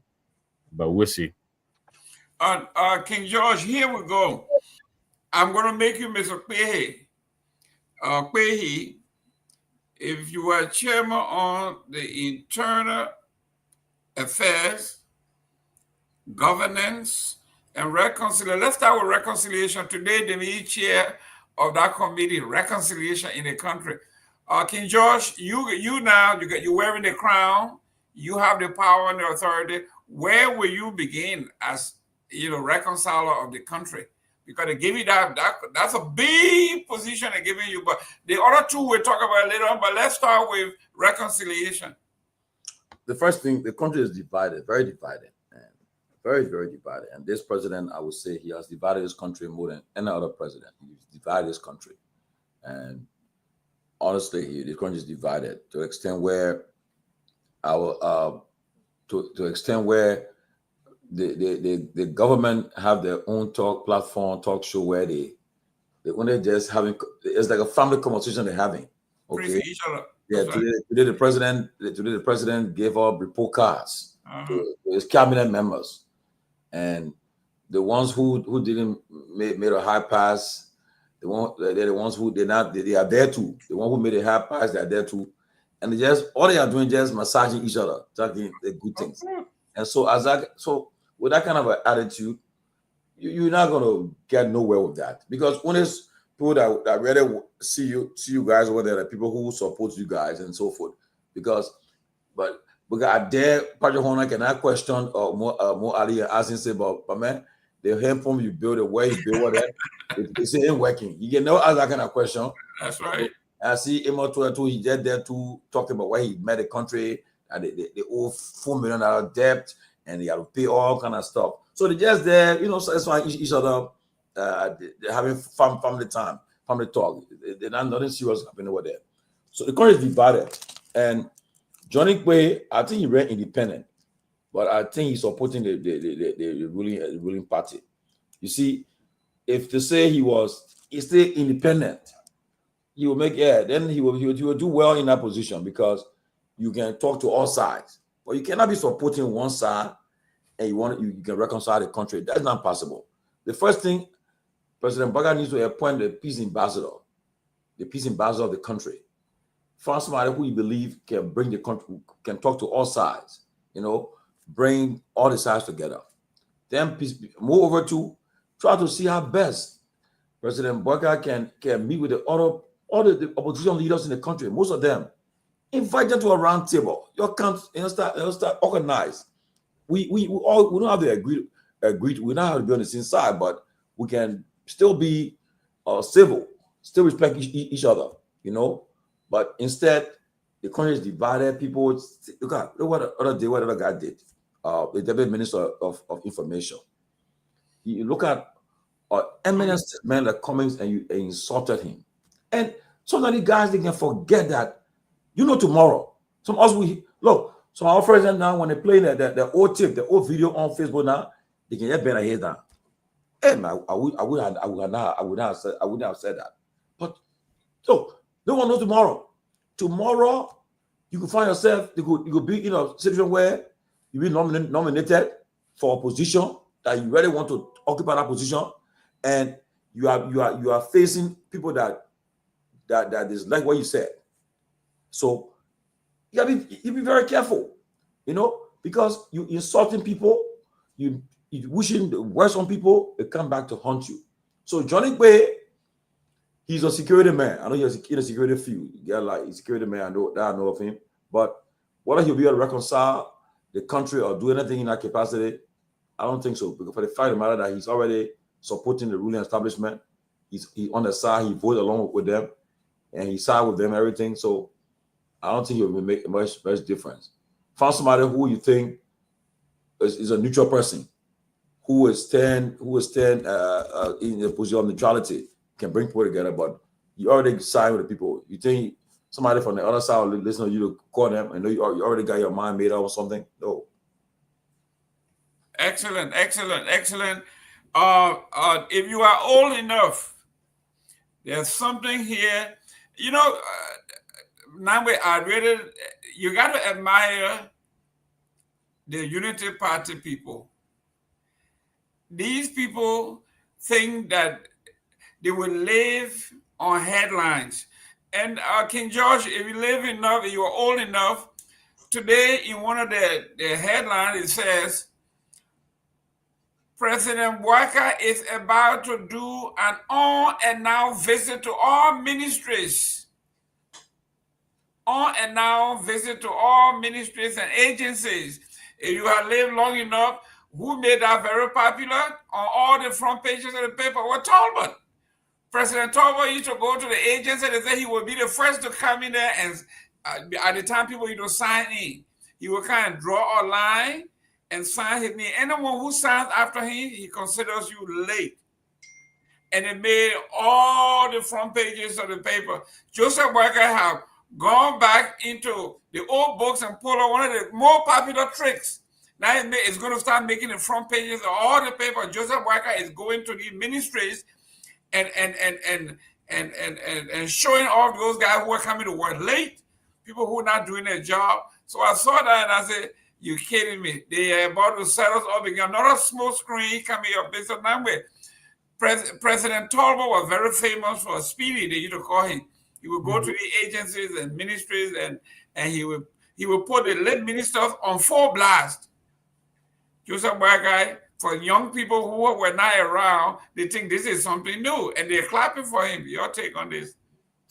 Yeah, I mean, you're right. During the time of President Talbot, we were still young then, but we remember some of the the government functionaries, the people who were known to be chronically late. Sometimes these people will not arrive at work until 12 o'clock, and even then, some of them will be leaving by 2 o'clock. They'll be leaving the offices. That's correct.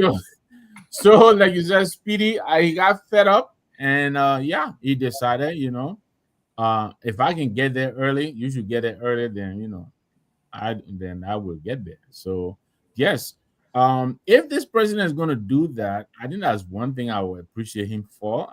If it, I think if it means he has he's copying from Willie Talbot, I would appreciate him for that, because I think what that would do is I can see the downside to that. I can only see the upside. I think it will encourage more productivity, more punctuality into government. So yeah, if he wants to do that, let him go ahead. But now that it is all in the media, I don't know if we can say. I think it was Kevin Sanvee who raised that in the chat room. If it is going to be caught unannounced. So, but yeah, I think that's one good thing I hope this president does. But I don't know, I mean, he is advancing age. Nothing against, ageism. I myself am advancing age. So, but I hope the problem in government, while we imagine it is, and if this is his way of trying to spur on, punctuality, I think it's a welcome development, and I urge him to do it. Let him do it, and also follow through with consequences. Don't just go there and warn people and then you walk away. You don't go around for another year or so. Yeah, if you have to fire somebody, fire them. Set an example so that people will begin to go to work and earn their pay. King George, I want to push back on Victor here, because I think Victor have fallen prey to the smoke screen. Here we were. Few months ago, the president went on national radio, national TV, and said, all those who didn't put in they didn't declare their assets. Everybody next minute, and they say 490, they're suspended. That's the entire country. Nobody heard anything about it. Made the front pages of all the papers, and the people are still going to. Up to now, we don't know what's happening. Now he's taking a page out of Talbot's book. If you want to catch a rogue, you tell the rogue, I will be waiting for you at my gate. I got my dog, I got everything, but come on. If you're going to catch somebody who is targeted, why would you announce in advance that I'm going to be at your office to see whether you sure? Isn't this just another smoke screen, George? Well, I mean, I don't know whether maybe it got leaked out. I don't think the president will announce that he wants to do a surprise visit. I'm sure it got leaked to the public or the press. But if the president's serious, let him put a time clock to all the places, time clock, and say, the problem in Liberia, things too. I think in America, yeah. I remember the days when we're working per hours, right? You're working per hours. You get paid per hours here, right? And if I'm talking about those who are now on salary now, but if you go to work late and you clock in, your pay will be less, because they pay you for the hours you put in. And I'm sure if you want to really do that, then you put time clock, get it, and CSA will control it. Say, okay, all the places when you clock in, or you do it, you clock in will register what time you clock in, and if you clock out, will know. So all these things. Hey, maybe you'll be sure people will be work on time. People will not just leave the offices and go sit down, and when they go for lunch, they don't come back. I was in abroad last year. I won't call these the guys that are all big shots then. But I remember they would say, Georgie, let's go for lunch. We went to some place on one street, one spot they got there. Somewhere. All the big boys in the mansion can go. They took me there. I went there. I said, all of them working to the mansion, but they were there catching the hay, drinking, eating. I said, yeah, like, bro. I said, you try in America, you food to go for lunch, you go drink alcohol, you go back to work. But people catching the hay, like I said, my man, look, that's I guess if I put it, I'll come tomorrow, man. I'll come back to the office again. Yeah, I will see you. I'll come back. Just go bring my bag. My bag over there. Just my bag. Put in the car and bring it. Because I'm going back, man. Georgie, I eat that, man. I eat that. Georgie, they cutting the cigar. Georgie, I eat that. So, what happening? I can try in America, you try to say, well, you go for, like, I'm going to go walk my dog, right? So when I go to walk my dog and get it outside, I run back. Because you can't try it. Okay, yeah, money. So you're mirror spot. Mirror spot too. Yeah, mirror spot. Yeah, you know, yeah. So the guys go there for lunch, they don't return to work. They're done. Because they already charged. And you know, Wow. they charge already. So you charge already. I mean, you know, you can't go to work and go for lunch on your lunch break and go catch a hay. You know, yeah, you can't try. You know that's a no. And you see, so as a result, the president visiting. I mean, you don't even have to do that, but people should just be attentive to the work and go to work on time. You know, but sometimes you go to like in Liberia, you go process certain documents. People will be delaying you for no reason. They delay you. You know, they will delay you and wasting your time while you're there. And they're getting paid though. They'll do their own thing. Yeah. You know, but when they get recognize who you are, then they say, "Oh, sorry." Like I remember, lastly, quickly, I was at the airport, and so the guys then quickly they had 2 more money minute, private minute. So the guy who was helping me to get my stuff to get me across, the immigration guy said, I know that guy. I said, my man, the president need that man. That man, you put you on. That won't go. That ain't go. That ain't go. You know, but you know, because of me, it will be one of you guys. But who? John Brown coming? He get John Brown on talk show. They look at him to put their names, so they were getting hard time. But because the guys said, that man will put you on radio, he will talk about you, will tell you say taking bribe. So what is it? And you know what, Chief? I know Johnny. Johnny, welcome. Johnny, welcome. Johnny, are you calling from Mirror Spot or Mirror Shop? I know, right? Yeah. But let me say this: the point you're making. First of all, I agree with you on the time clock. You know, some of these problems, the fixes are very, very small, very minor. You put a time clock in, even for people who are on salary. There is a rule: you clock in late 2-3 times in the fiscal year, your salary get docked. You go by that, you know. But if the president wants to send a message, I think that's a good thing too. But simple thing like that, will, you know, and you compare people to clock out too, you know, before you leave, you know, and of course CCTV camera, all of that. But also the point you're making, a loud one you make, it's the same thing right now that's happening in California, and that's what that Senator Padilla is talking about. Padilla, yeah, he said if you can treat me like this, a sitting senator, there's no telling what you do to the ordinary people when you go to arrest them. It's the same thing. That man knew you on, you know, you got a big mouth because you're on a big platform, you got the bully pulpit or whatever we call that, you know, but he should be able to do that to the least of us. I think that's what matters. It shouldn't be because you're putting on full blast, you know, and so now my man, let him go, you know, do it to everybody. Just let it be your daily routine. Wow. Listen, at my job here, I have CCTV, but then I have the biometric clock. When you come in, you put your thumb there and you leave. That's all you got to do. You put your thumb and you leave. Yeah. And I have a different department, the folks that take care of that, so they do the recording. So you got no connection with any of those folks. So at the end of the week, when they're doing payroll, they lay on my desk. I see who are coming in late, who are coming in, and that's how we do it. Yeah. So if you come in late, my policy is if you accrue sick leave and that, you cannot use your sick leave or any of those leave to cover lateness and all that way. I don't do that. I will not pay you. You come in 2 hours late, you're lucky I didn't fire you, but you want to use your sick time to cover that. No. That pay period, you're going to lose that 2 hours. Sick time is sick time. Sick time is I won't come in today. Can I use my time? I have emergency. That's how it works. You can't come in 2 hours late and then want to use your time. I don't do that. So I don't have that problem because I have a setup that I have quality control. Somebody else who controls the time clock and time sheet and all that. They have no friends. They are not my friend. They're not friends with anybody. So they will send it in as it is.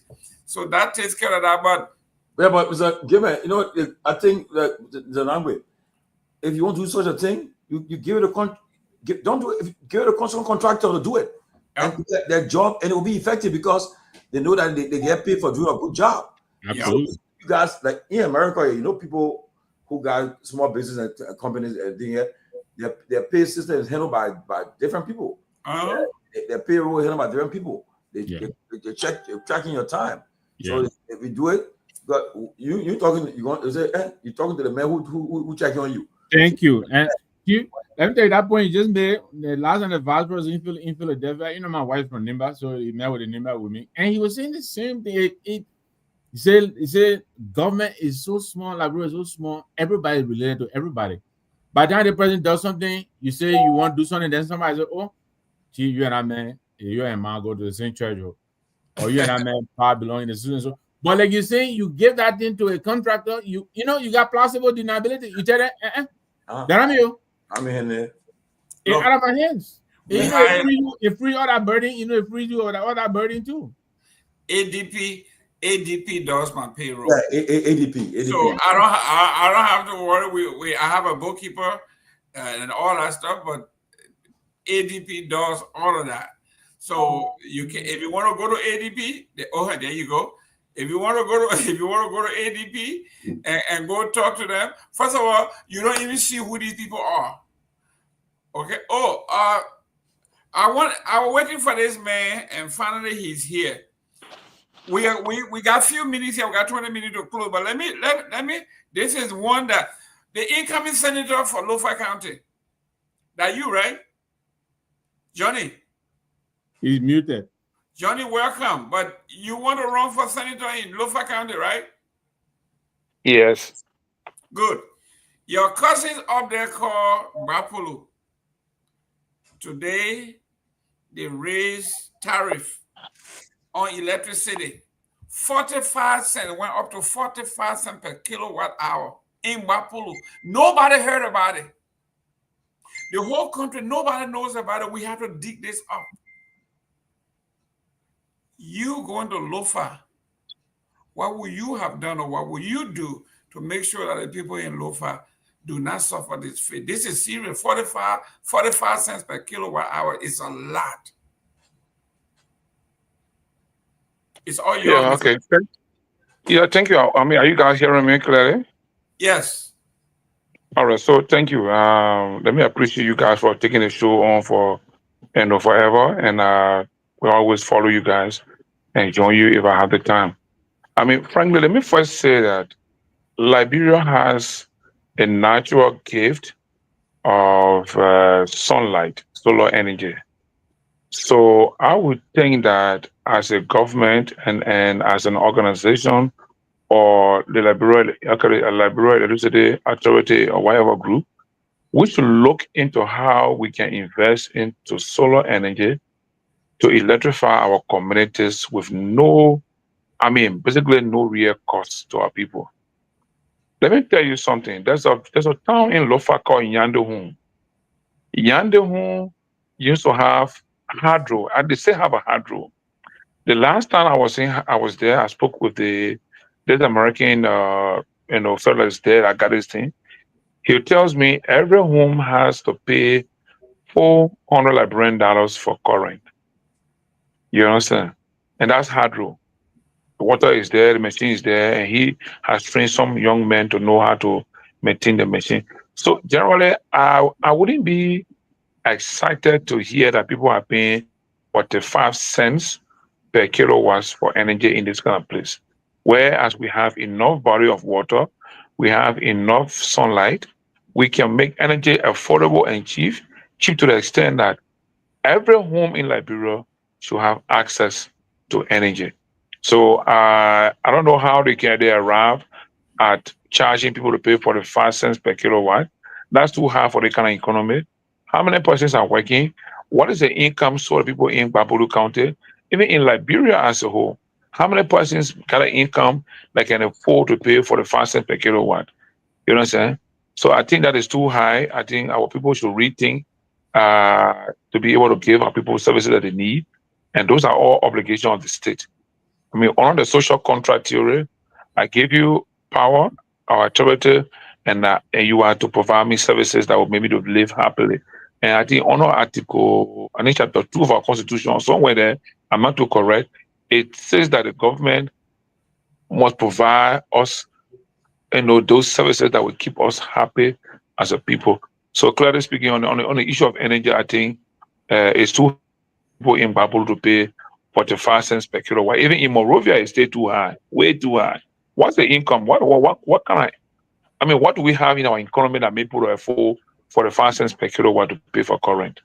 I think that is difficult.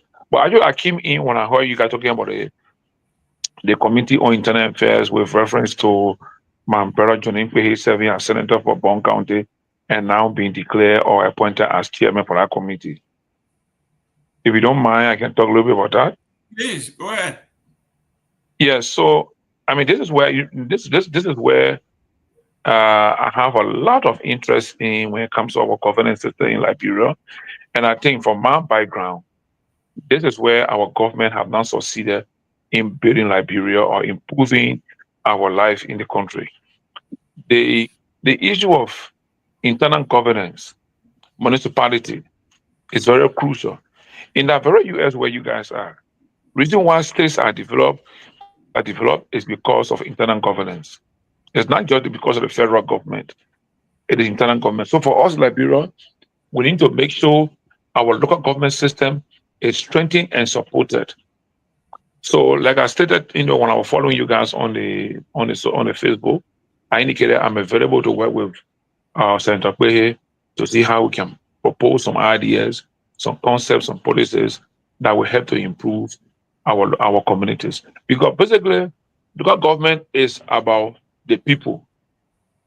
So, John Pewee, as a young man, Senator of Bon County, serving as the chairman on our committee, he and the Minister of Internal Affairs need to be on the same page. On the same page, not necessarily be political or supportive of what any political party is saying, but on the same page in the interest of improving communities in the best way that health, education, access to water, access to energy, and access to road will be improved. And any government in this country that will emphasize more on working with internal system, with local government system, you will achieve so much in the period of time that you won't believe.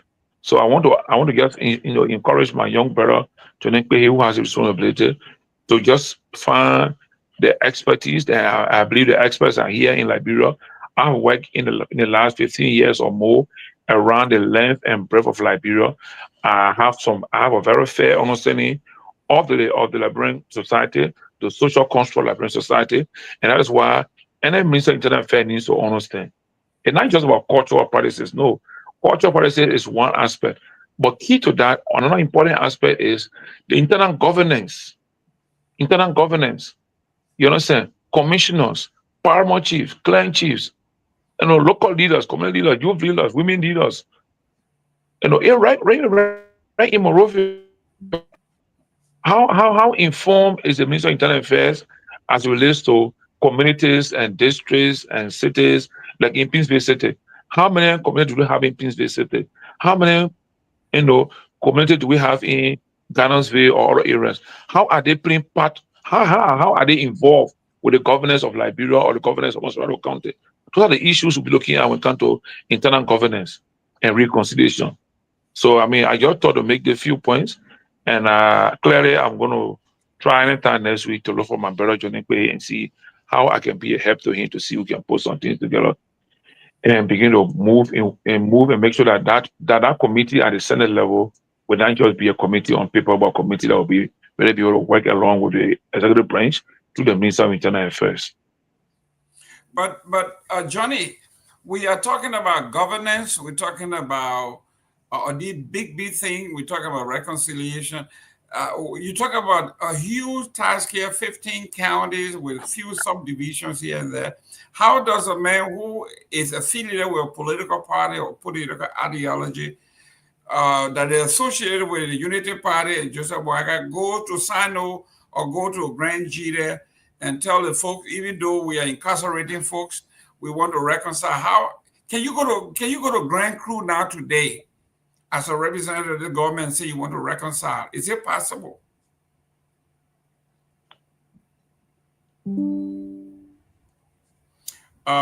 King George, he's frozen. But just something for us to talk about. We got about another 12 minutes here. King George and Namwe. Can somebody from this government go to Can someone from this government go to Grand Crew today and say, I'm here to reconcile the country? Yeah, well, look, reconciliation, right, is about trust. Is about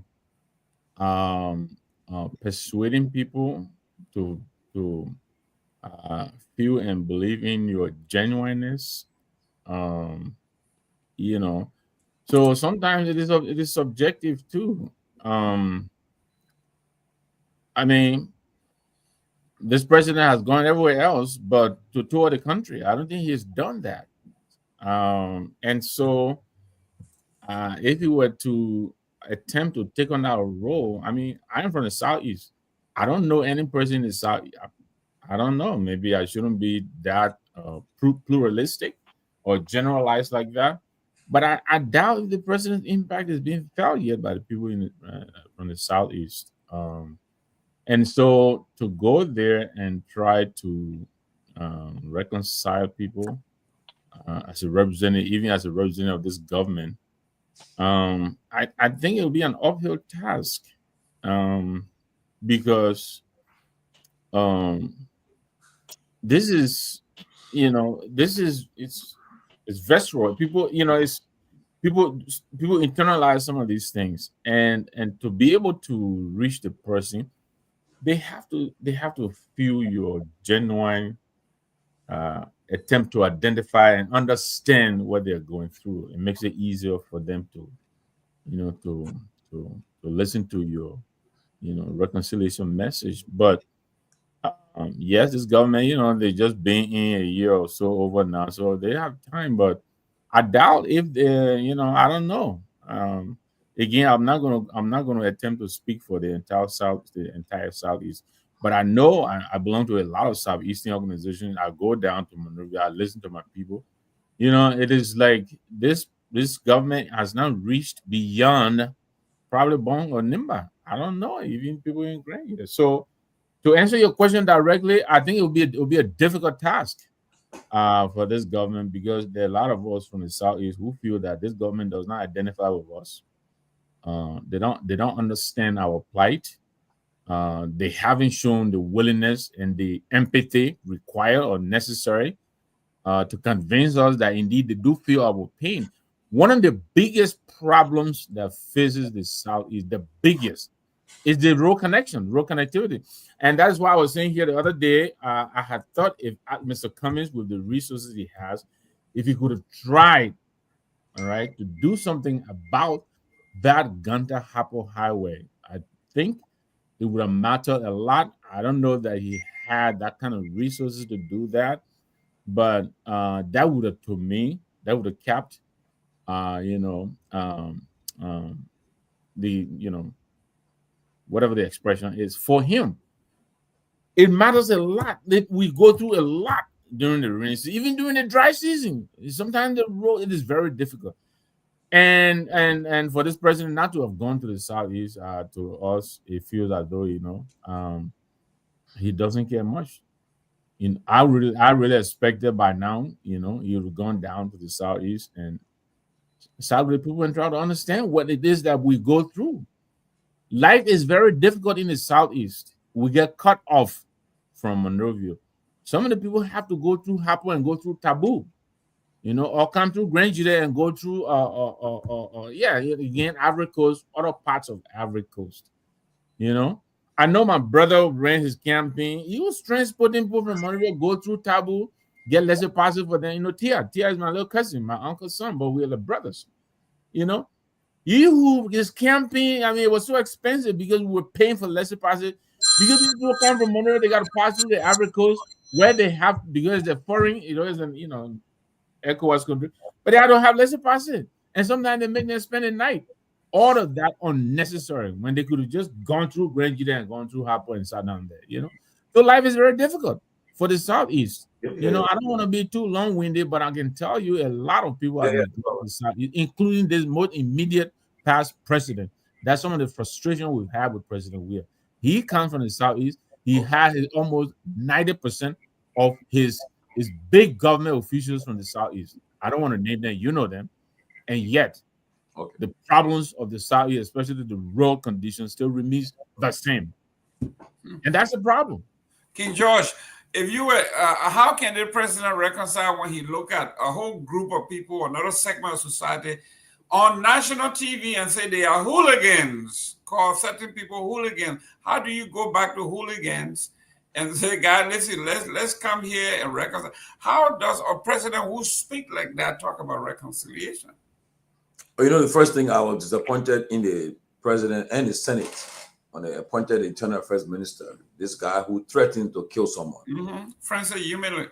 Yeah, and the Senate to confirm him was another disappointment for me. That if I was a senator, I would never have confirmed him, because especially he didn't even retract his threats and everything he said. And then to nominate this guy to be the Internal Affairs Minister. In most countries, Internal Affairs Minister is one of the most important ministries in the country. Very powerful. Yeah, very important. They call it the Home Affairs Ministry. Yeah, very important ministry.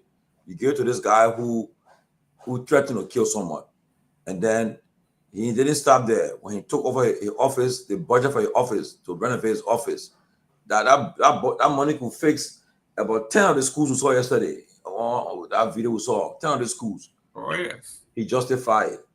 And then the president, in his latest SONA, his State of the Nation address, he talked about reconciliation, but I've not seen it yet. The only close attempt he came was on Unification Day when he made a call to former President Myean, Madam Salif, Mr. Ure, and Mr. Cummings.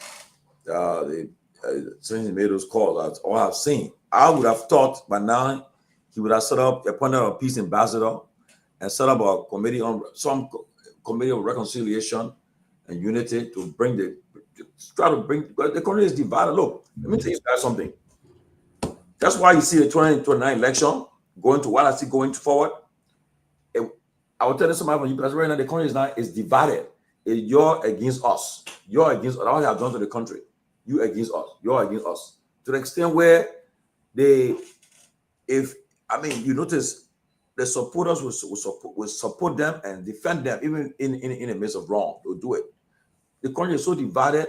I don't know whether they'll be able to reconcile this country before the next election. I don't know. But if it stays like this, and a group of the opposition parties hold together, like the parties that right now that we saw recently together, if the parties hold together, depending on what the figure of who will be the arrowhead, whatever the case that come from other arrangement, it will be very difficult for this government to defeat them very hard. If they're not careful, they'll even lose they'll be on the first ballot.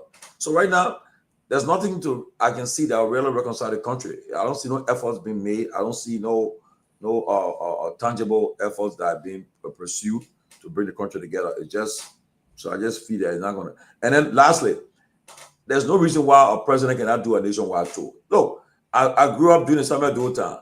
Every year, Doe did a nationwide tour. Every year, President Samuel Doe be going nationwide tour. He visited all the counties that in Liberia every year. You visit these counties, it's important. You cannot only go to election time, but President Boga he didn't visit all the counties for election. He can't be all the counties, but he got elected. So now it's important. And you get to say because the president's health or his age, no. You took this job. You can do this job. You must live to the responsibility of this job. So you should go to every county. We have 73 electoral districts in Liberia. As a president, you must visit these capitals every year.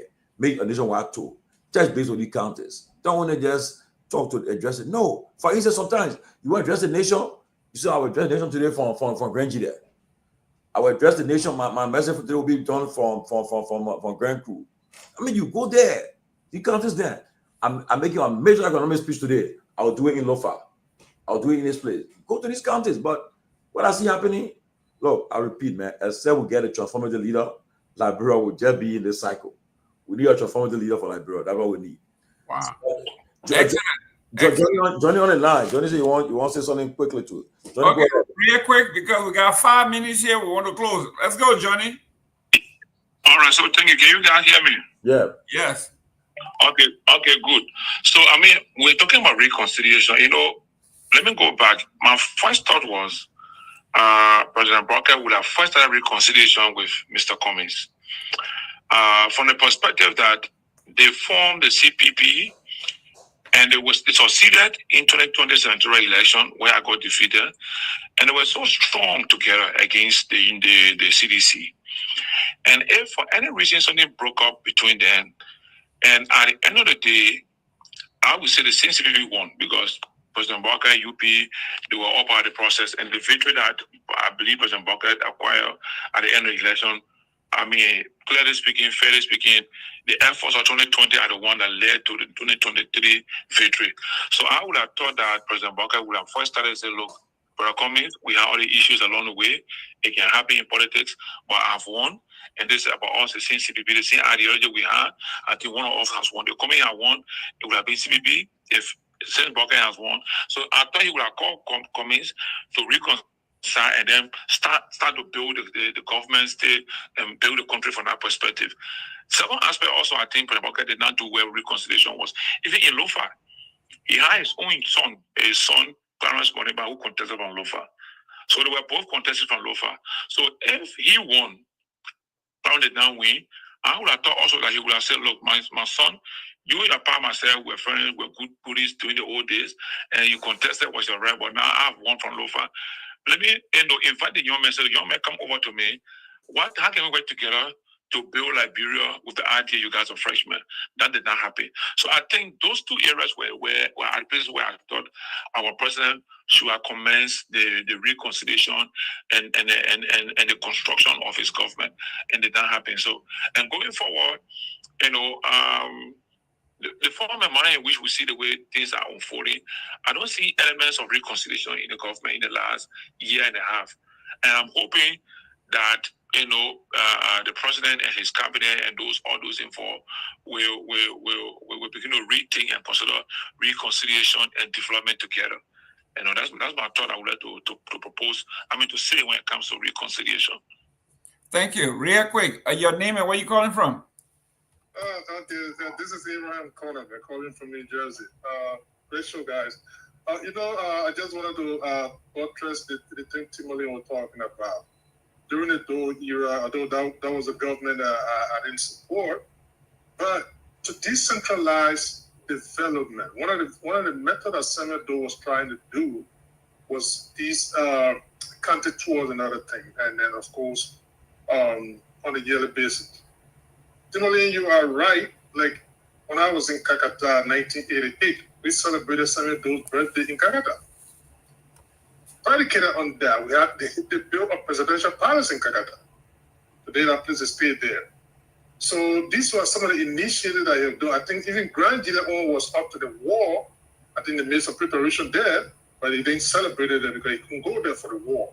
So if you get a president that tried to develop his country by literally trying to decentralize development, I think these are some of the initiatives that you got to undertake. But I don't think that is in President Barker's DNA. Because take, for instance, even Lofa County. Vanjama is the capital of Lofa.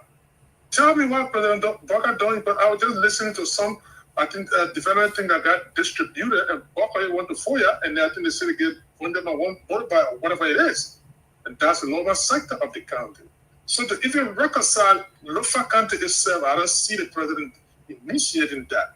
For instance, Steve Zago is from the Loma tribe. You got a government right now that is predominantly Kisi as compared to a Loma tribe. So, we're not trying to beat on this government for that, but just look at that from a political lens, microscope. You're going to see that Lofa County is yet to be reconciled. So I just want to point that out, But if you get a president that is willing to decentralize development, because visiting these areas, it will afford you opportunity. You got to prepare. Meaning, you got to have this structure in a way that they will build something for the presidents. Visit maybe for 2, 3, 4 days or whatever it is. But I don't see it happening here. I don't think it's going to happen. That's why I just wanted to highlight that. Guys, great show. Thanks for the time. Thank you. In your closing, Mr. Nangwe, we're out of time here. Like the young man said, character begins at home. Charity begins at home, right?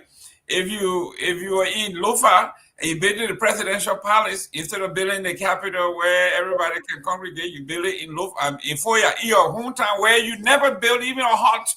When you were ordinary president, you were vice president, you were director, all the agencies. You didn't do that. Then you become president, and now you're going to build the presidential palace, presidential lodging in Foya instead of the capital. How do you reconcile that? That's what he's saying. If you can't reconcile Lofa, you can't reconcile the nation. I can. That's a short answer. I can reconcile that. But listen, thank you for the show, and thanks to our audience for staying with us. Great show tonight. Chief, thanks for joining us. Ansu, he's gone, also Mr. Ndevi. But we started the show off when I joined you. We were talking about the cesspool that is the Capitol building, and from now on, I'm going to change my tag. I will put order the legislature until we have to maintain and sustain the heat.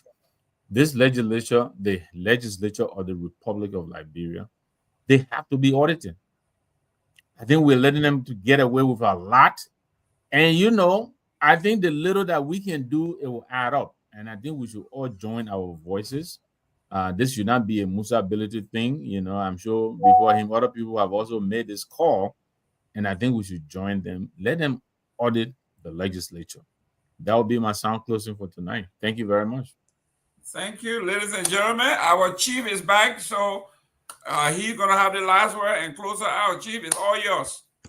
Yes. Let me say quickly. Let me see. First of all, my little sister wrote Tilia Ure.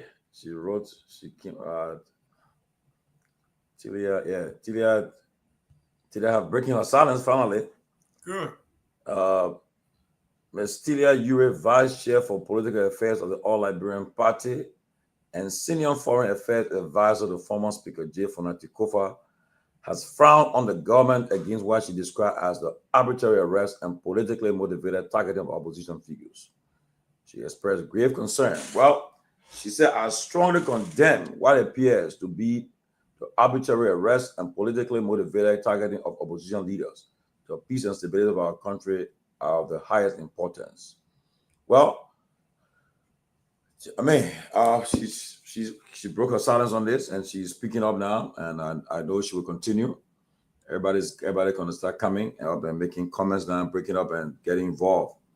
And also, I got a confirmation today from the president of the National Oil Company of Liberia, NOCA, Mr. Fabian, lied that he will be appearing with us next week. He confirmed it. And also one of the Fadiga's brother, I think the guy who dismissed LDA. I think we have here. I will have a special on the weekend, so we'll leave no stone unturned. Everything will be brought out. We'll have a one-on-one special going the weekend, and every question will be asked, and we'll hold no bar will be set, and we'll go that route. So looking forward into that, and also, guys, I know you guys are far, but I know this weekend on Saturday, I will be busy. All the guys are busy right now. Peabody daughter is next weekend. Pewee, one of the stuff is in Delaware this weekend too. And my daughter Coca is in this weekend in Clifton, Pennsylvania too. So everybody busy right now, trying to get things there, just make the kids happy, and the family members will come from around to come and celebrate them. So we look forward to having a good time. But congratulations, guys. Congratulations. I know your guest, Mr. Fadiga, won't like me because I was at the courthouse when his right-hand boy, Mr. Spoon, was being sentenced, and I was asking all these questions and coming closer. It was very uncomfortable. Well, we'll answer the question. The relationship between he and Stanton, all will be asked, and everything will not leave no bar behind. We'll answer the question. And he said he prepared for it, so we'll take it on. I think it'll be on Sunday, depending on how arrangement is done. So we'll take it off. So coming up and so forth. And so we're just waiting. But guys, it's always good to be with you guys, man. But thank you, man. Thank you. It's good to be with you too. See you tomorrow, guys. Yeah. Good night, guys. Bye. Yes. Okay, so people, we are about to quit. So let's. What does it happen today again? You know, I was looking at something. I never knew that America, we had an ambassador that died before in Liberia. I never knew. I was looking at somebody who gave me history today. I was lecturing history. I was shocked to see this. Very shocked. Historian Zach Sharp.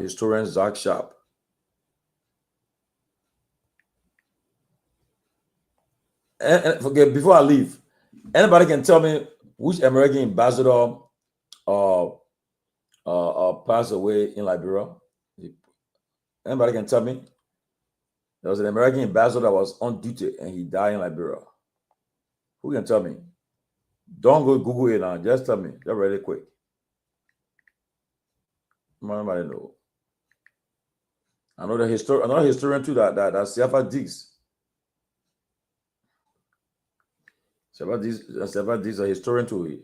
That boy know all the story there from Liberia.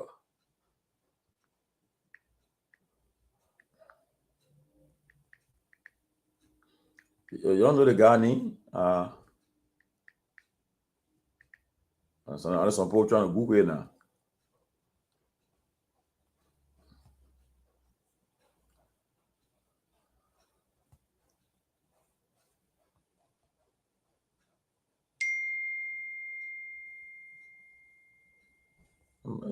You don't know the guy name?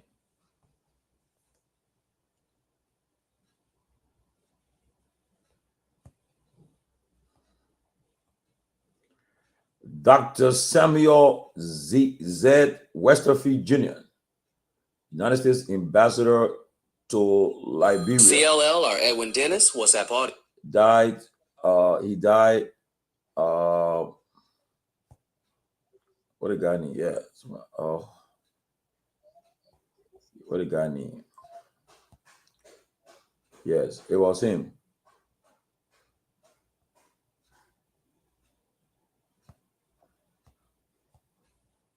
Yeah, this guy, they call him Dr. Samuel Z. Westerfield Jr., United States Ambassador to Liberia, died at his home in Monrovia. It was in the year, I'm born, 1970 what?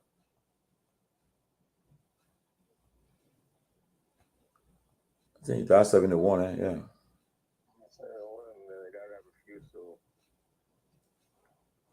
Yeah. Oh, you want to contribute? Yes, Abraham Connor, you got it. Samuel Z. Westerfield. Yeah, he died. Yeah, he was 52 years old. 52-year-old envoy. He died. He became ill while returning from a dinner party. The death was contributed to coronary stroke. Oh, man, share with the people. The points in your face. Me put you on air, man. Share with the people. Go ahead. You live, my man. Share with the people. Talk about this guy. No. You live, oh? You live. You on the air. You live. Yeah. So the guy was the ambassador who refused to announce. After Torgbean died, they were trying to get what a guy named General Johnson to carry on a coup. Oh, General. Yeah. Kobe Johnson. Kobe Johnson, where the chief of staff then, and the guy named the Papi died now too.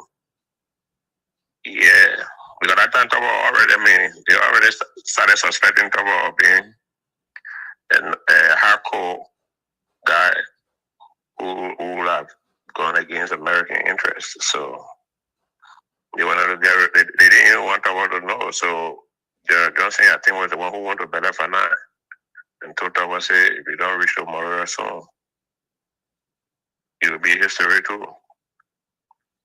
Oh, so when Torgbean had died, and then they wanted Torgbean had died. And because at the point now, the West did not favor Torgbean, so they wanted to get him out of the way.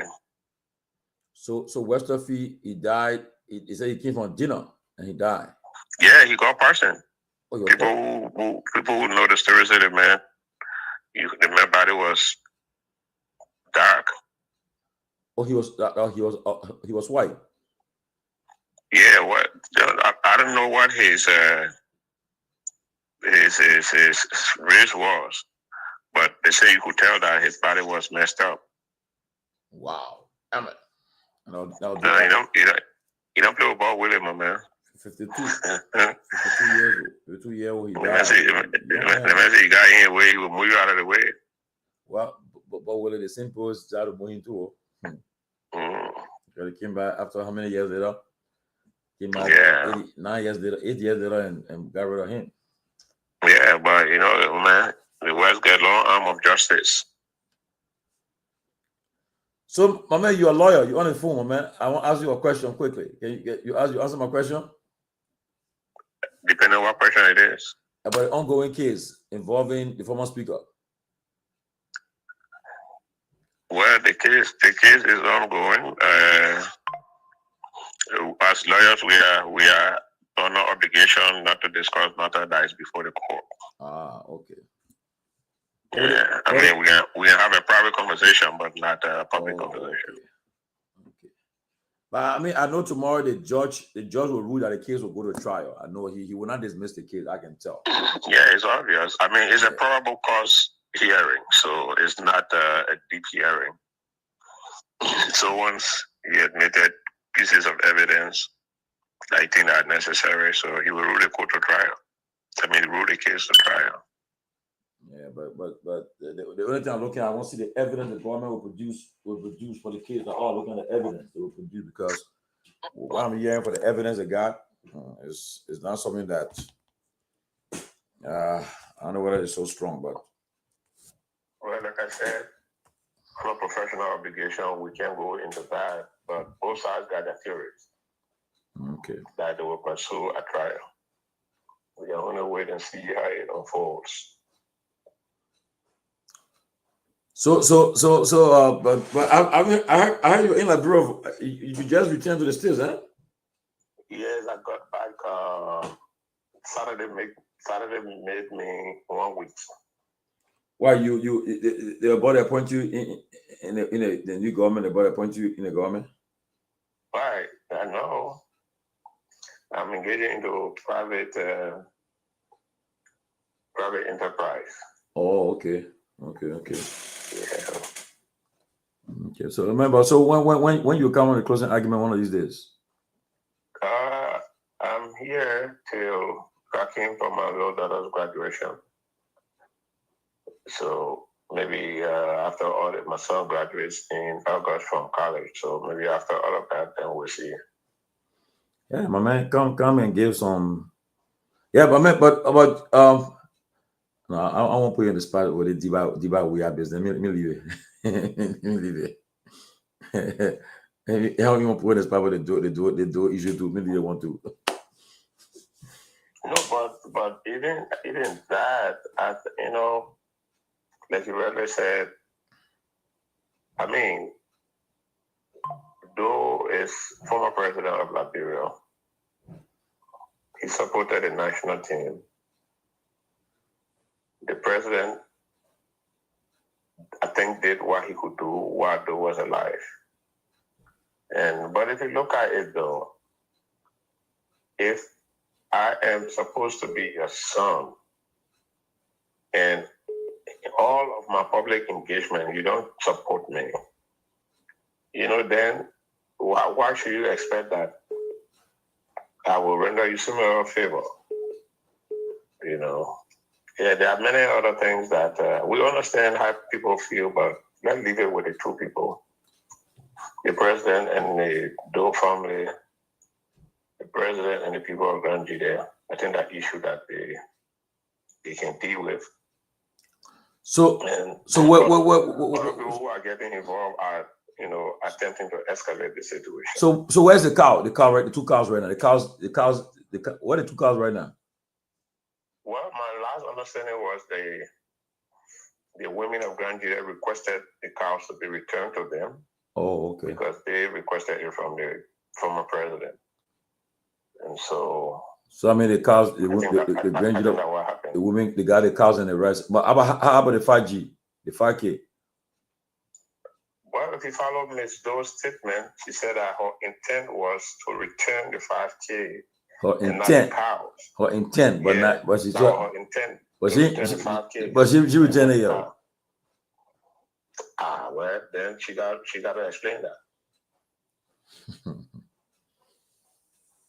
Yeah, but again, it's something that she should have avoided. The president, former president, went there, did what he would do. He didn't announce any amount. She should have just accepted it and just move on. I mean, like, you are grieving. You know, don't mind all that.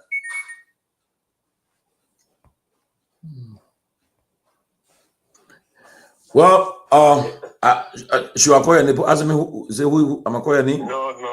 Okay. No. I was only making a private call to you. So. Oh, okay. But then I'll call you after the. I'll call you. I'm sorry. Yeah, well, you know, I let no too much media business. I know. But asking who talking. So anyway, I'll call you after the show. I'll also be leaving the show. Yeah. Okay. Somebody else wanted to say something. Let me see. Who the person? Now, people, you're giving a few minutes on history. People want to get some history to us. Yes. Tomalin, Yes. how are you? How are you? Good. So the ambassador, he was black from Chicago. Oh, he was a black person. Yeah, his name was Westerfield Jr., Samuel Zazu Westerfield Jr. Okay. Z-A-Z-U. He was born November 15, 1919 in Chicago, Illinois. Okay. So the guy was serving as an ambassador in Monrovia, but like what the previous caller said, you know, they didn't really like President Top or the guy who Doe killed.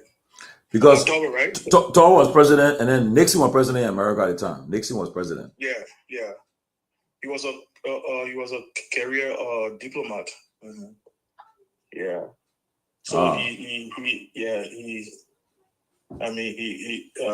messed up with him. July 1972. The guy came from the presidential dinner. Yeah, I think in the elevator or something like that. Yeah, I think I was reading something a long time ago. If you want to know more thing about it like Torgbean American thing, you should read. There's a book called The Fist of Machiavelli. It's about Liberia. They will talk about Deepware. They will talk about how Torgbean from Cape Town, how Torgbean and Deepware they fought, you know, over girlfriend business and stuff like that. Yeah. I mean, our country, we're rich in history, though, but we got some historian, though. I can tell you, people that know the history. I know Zach Sharp is a historian. Zach Sharp, he promised to come and give us some historical. Most of the university are the African Affairs departments. You'll see a lot about Liberia, you know. Yeah, these are the things we need to be elevating on our platforms and stuff like that. And when you're talking about country boys that are trying to bring down capital building, passing around, eat the money, and stuff like that. You gotta have a good platform we follow, but let us try to elevate the debates. Yeah. It's true, yeah. Like because most of the time the Sacco Jerani boys in Monrovia, our people in the interland is suffering too. You go to Grand Bassel, Grand Dealer, go to Lofa, people are there suffering. You know, about the $800 million that will pass in a budget is just for a few people in Monrovia. And then when they finish fighting over the budget, they're waiting for the next budget again. Right now, instead of talking about development, everybody talking about 2029. But go right next door in La Côte d'Ivoire. Ouattara is building a place. Even though, I mean, our people, I don't know where we're like, bro. We just think the election. After 2029 election, we'll be talking about 2035 again.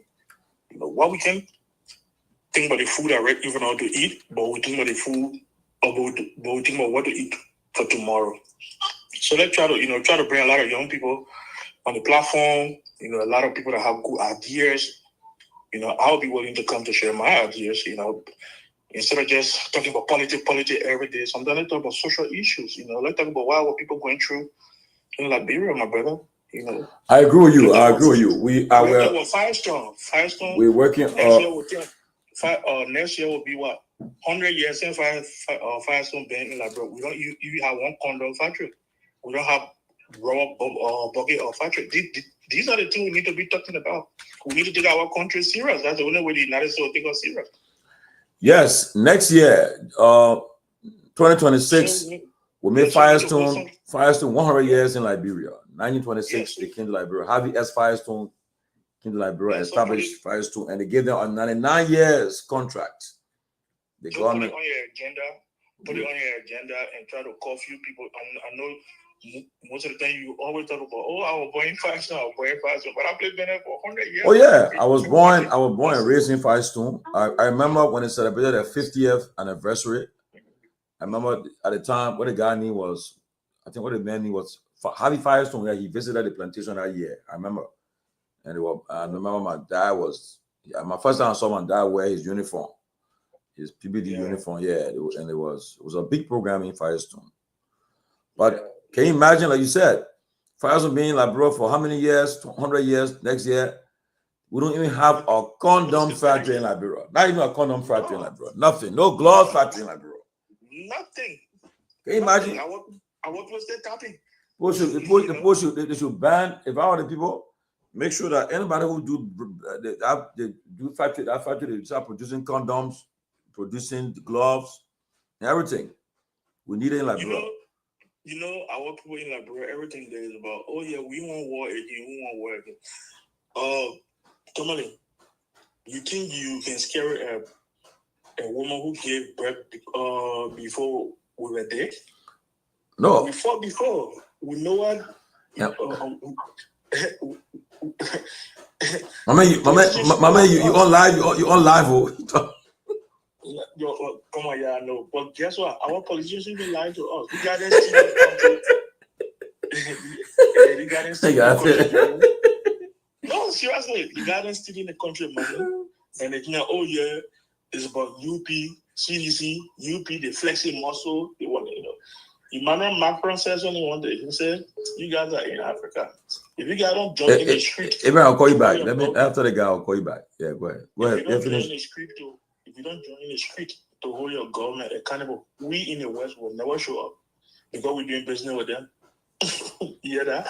That's true. We the people in Liberia, we should need a political thing and try to hold the government official accountable. Why would that's true. Someone in Liberia? That's true. Someone in Liberia, no road in the country, then somebody dropping $100,000. My brother, we are not in America here. Yeah. $100,000 car. I mean, you know, and that's the problem we have in the country, right? Our people in the country. I mean, I don't understand though. People driving $100,000 car in a country like Liberia. Now, I was talking to someone the other day. The person said they go for these international conferences, and when they get there, the people that they come to go beg for money. And when the people come to them say, "But wait, all the people in the room they came on the trip," then they say yes. Then the people take the calculators and check in on the ticket, one person ticket. Then they check in. They check in on the hotel. They'll pay and all the expenses. They say, "But wait, now people can ask for help, but they brought 30%, and all of them they ain't come free. The country they have their own plane. They came on. And as a result, it's so sad because people will not give you help if you're not showing that you really care, you know. And that's why, again, 2029, the people of Liberia they better get it right this time around. They better get it right this time around because we should start now. Dominic, we should start now with the people instead of waiting 2029. Yeah, I already start my own. I'm gonna start. 2029, like October. But next year, people don't know what we're turning. The people going to the ballot and they'll vote for that one day. Then they'll say, one person is a winner. Let me tell you one thing. One of our representatives here in 2019. Yeah. We took him to the governor of Arizona office, right? Yeah. The guy came up with so gold ring, gold, bracelet and everything. You cannot pay for money. When we got in the room in the first place, the guy was speaking in Liberian English, Thomas Fala, and the government couldn't understand what Tomafala was telling him. So try to interpret. And the guy said, well, look, you can't obey for money, you can't obey for help, but you can't go all the way. Why you can't set a goal and help your people? Can you imagine that? It's sad. Yes. It's sad. But anyway, somebody, the other guy won't call you. Big boys, you got a bigger platform. We should be talking about politics. Oh, trust me. For me, right now, I'm thinking. On a serious note, we'll start talking about how we educated people for them to know the power that they have. Everybody got a power. Your power comes in every 6 years. It comes in. You got to make a difference. Okay. Exactly. I mean, some people know that they can't win election, but they'll take it to run for president in Liberia, and they know they can't win. They know they can't even win in a community election that they're running. But because and Liberian people will still fool themselves running behind these people. But by now, you tell me we can't get it. By now, you know who the best person for you. You still. And Tomalin, our people, they will demonize everybody. And one thing I can tell people, I said we all have flaws. Okay, we all have the thing in Liberia we can call butt, right?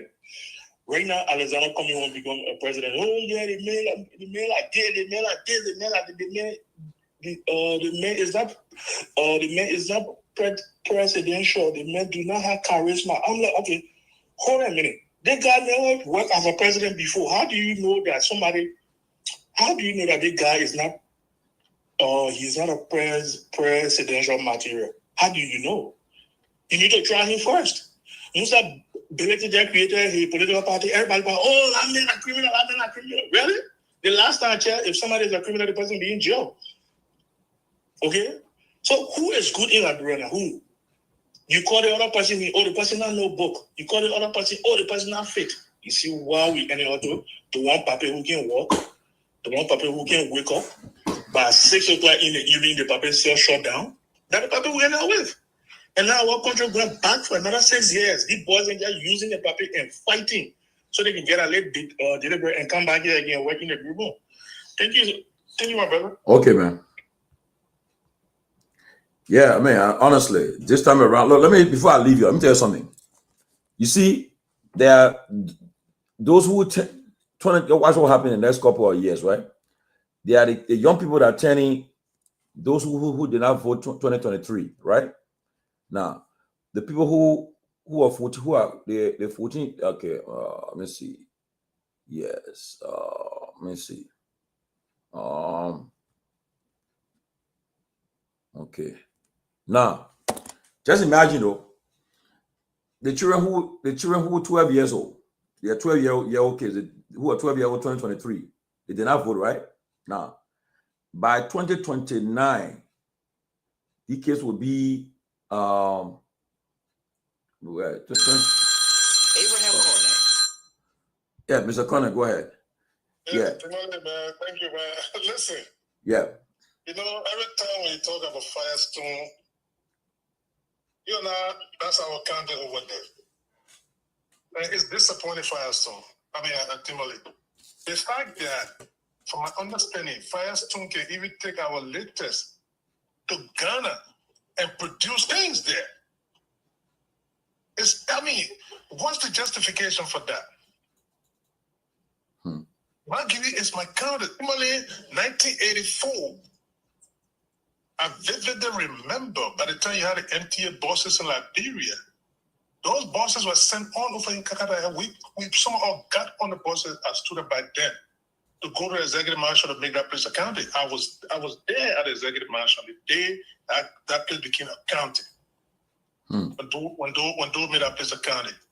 For 100 years, Tomalin, like he stated, not a rubber band is producing in Liberia. What sort of friendship is that? That's why you got it. And I just wanted to point that out too, because every time when I mention it, it just frustrates me. Very frustrating. It's very frustrating, Tomalin. And to the point that you talk about President Torgbean, if you go by the history, about 1950, I think it was 52 or so, when Torgbean made Torgbean vice president.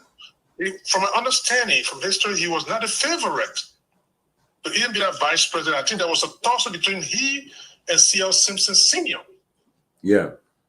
And based on that, it brought a division within the True Party.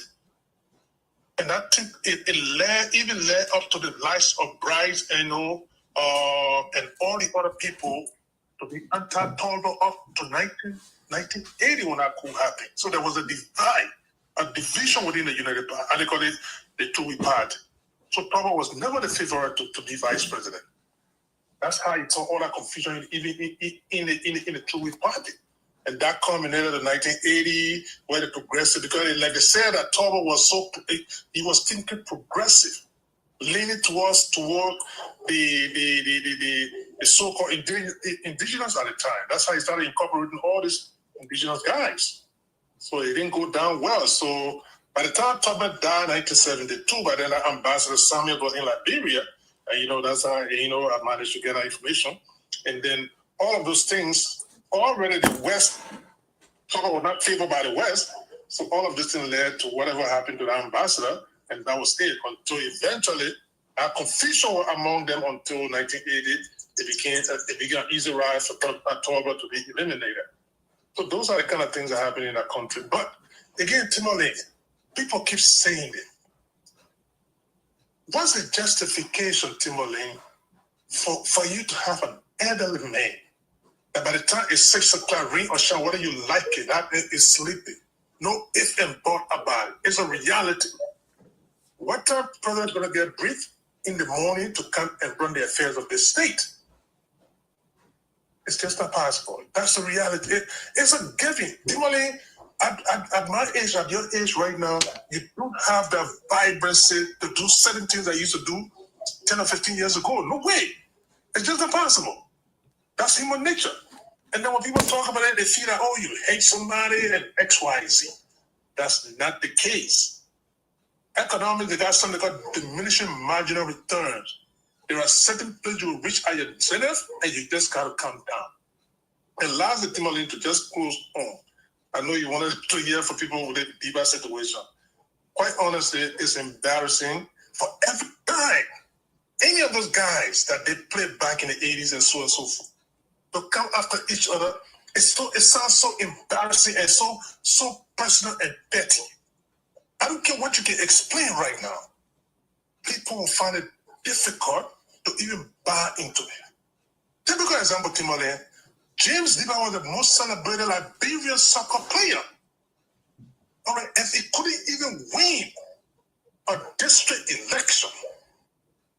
That should tell you that popularity had diminished a long time ago. And to come on and be so petty talking about, oh, the man did this, the man did that. By the way, he talking about Semedo giving you $2,000. Joshua was a professional soccer player already. That was earning way more than that amount.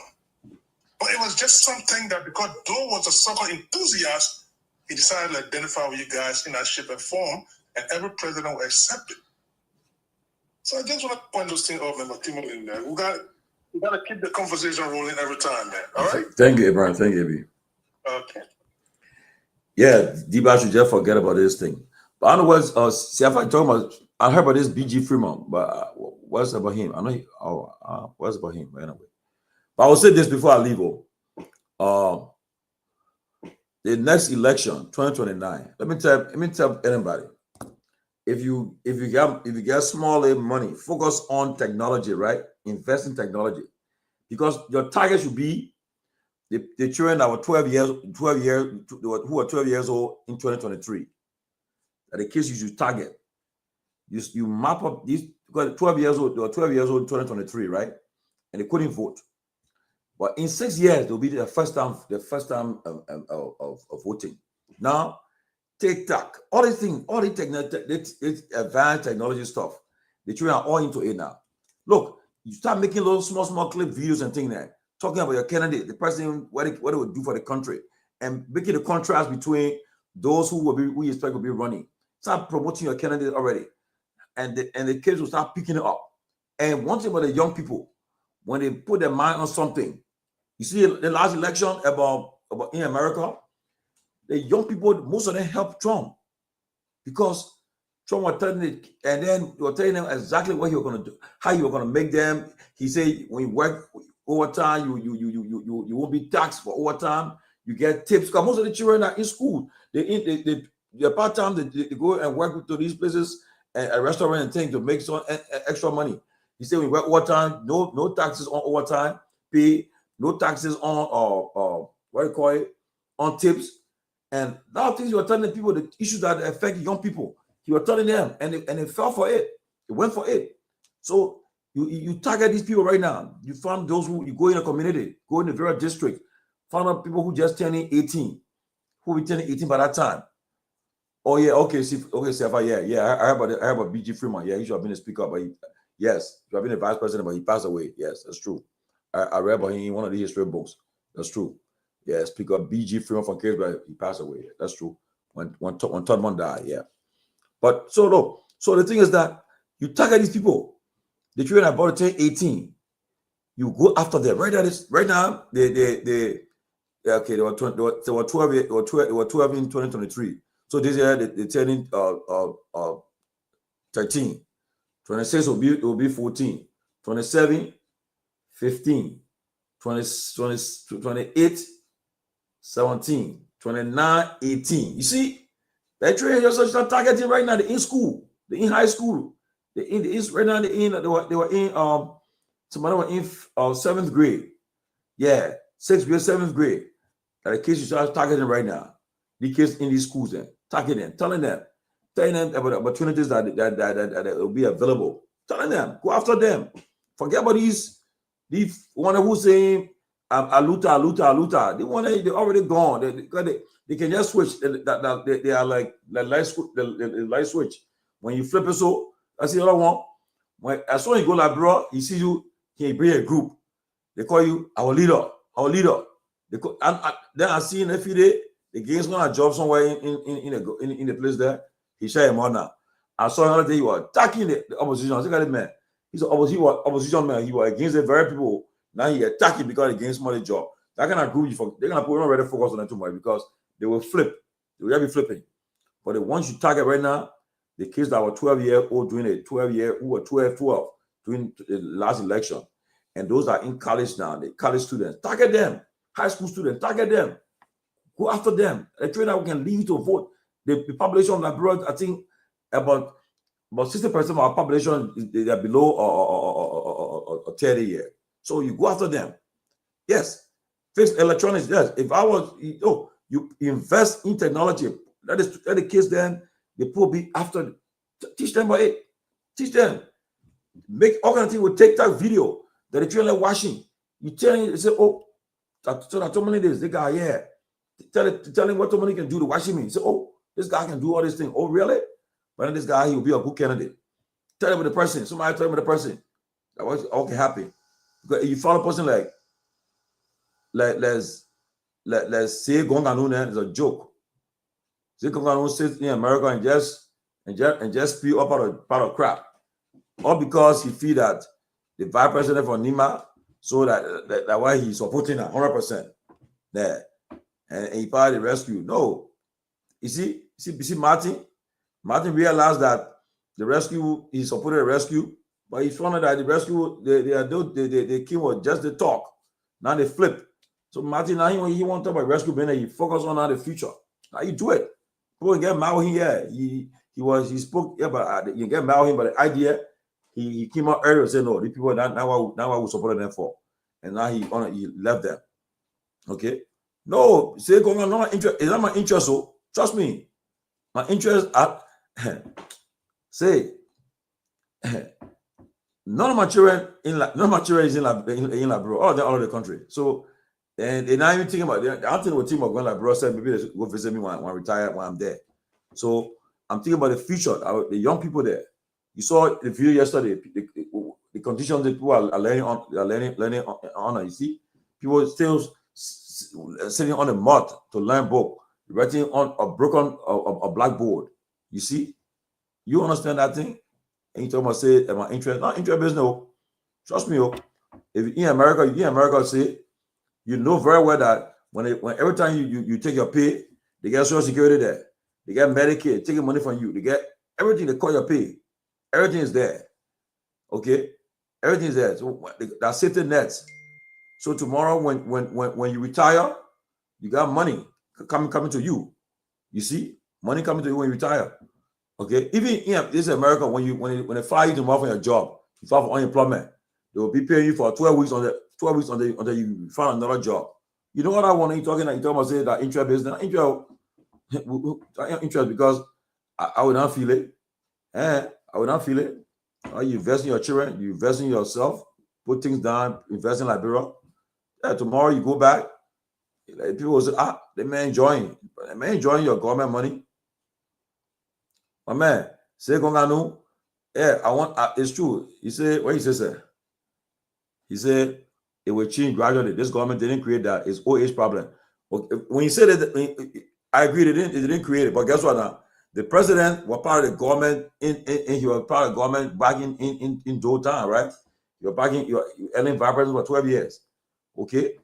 He was head of the Liberian Senate when all these bogus agreements were passed. So he said he created. Come on, brother. Let's be real, man.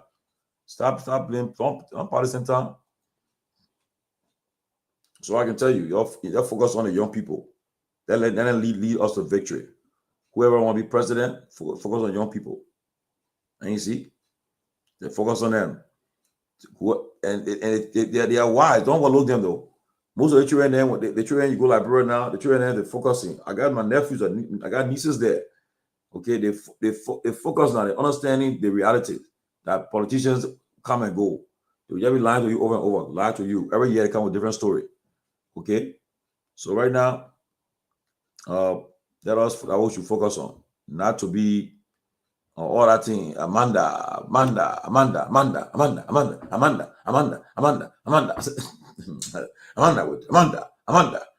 that thing be doing, and everybody will do it. Everybody will do that thing. Amanda. Every day they speaking big English, but it's all joke. Look, my people. The one that, if you're a politician, you better focus on the future. Focus on the future. Focus on it. Focus on it. Don't wait for 2020, 2027. No, you better start now. Start now. The whole thing now is about 2029. Start now. Start now.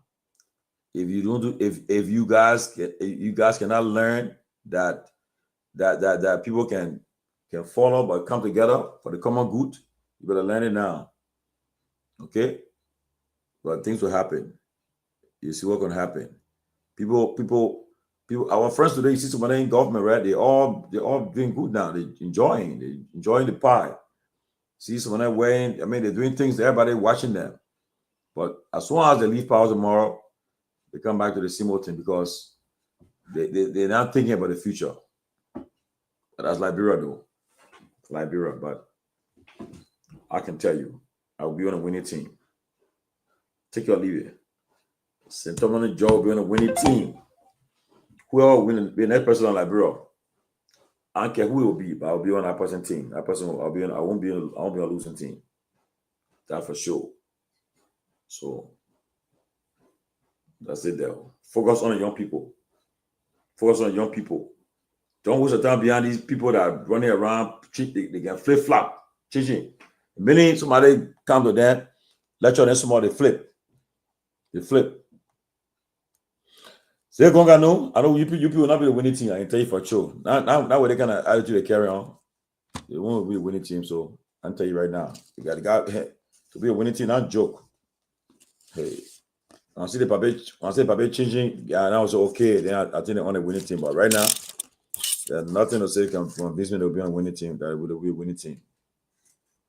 Okay, you want to bet me? I beg you, man. We're a fool. But that's it, people. You're focused on the young people, invest in the young people, target them. Those are in high school, those are in college. Young people, get on them. Oh yeah, AB, I want to win team before. You know that now. We'll be a winning team. We'll be a winning team. Okay. Say, we'll see what happens. People keep on talking. Yeah, keep on talking. Watch what will happen. But I can tell you before I leave, there will be a crack. There will be a crack in the unit party alliance.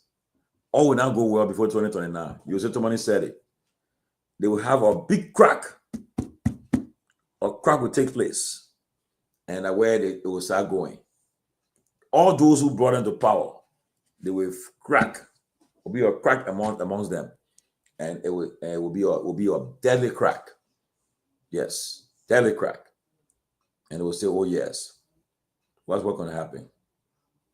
What's going to happen?" Keep on doing the same thing over and over, expecting different results. That's insanity. Can't keep on doing the same thing and expect the result to change. For God's sake, you guys really think that you are electing a visionary president? I beg you guys, man. After the election 2017, Papi had retired. Papi was done. He was done. He wasn't thinking about election running again. When they did that COP something, when that COP rally, when it came about, I want everybody to pick up. You see it? Let me see what the headline said today. For tomorrow, people, what they say? Prosecution moves to rearrest. Oh, that is the headline for tomorrow. Prosecution moves to rearrest capital action defendants over defective bill, bond, and CBR crackdown. You see what they want to do now?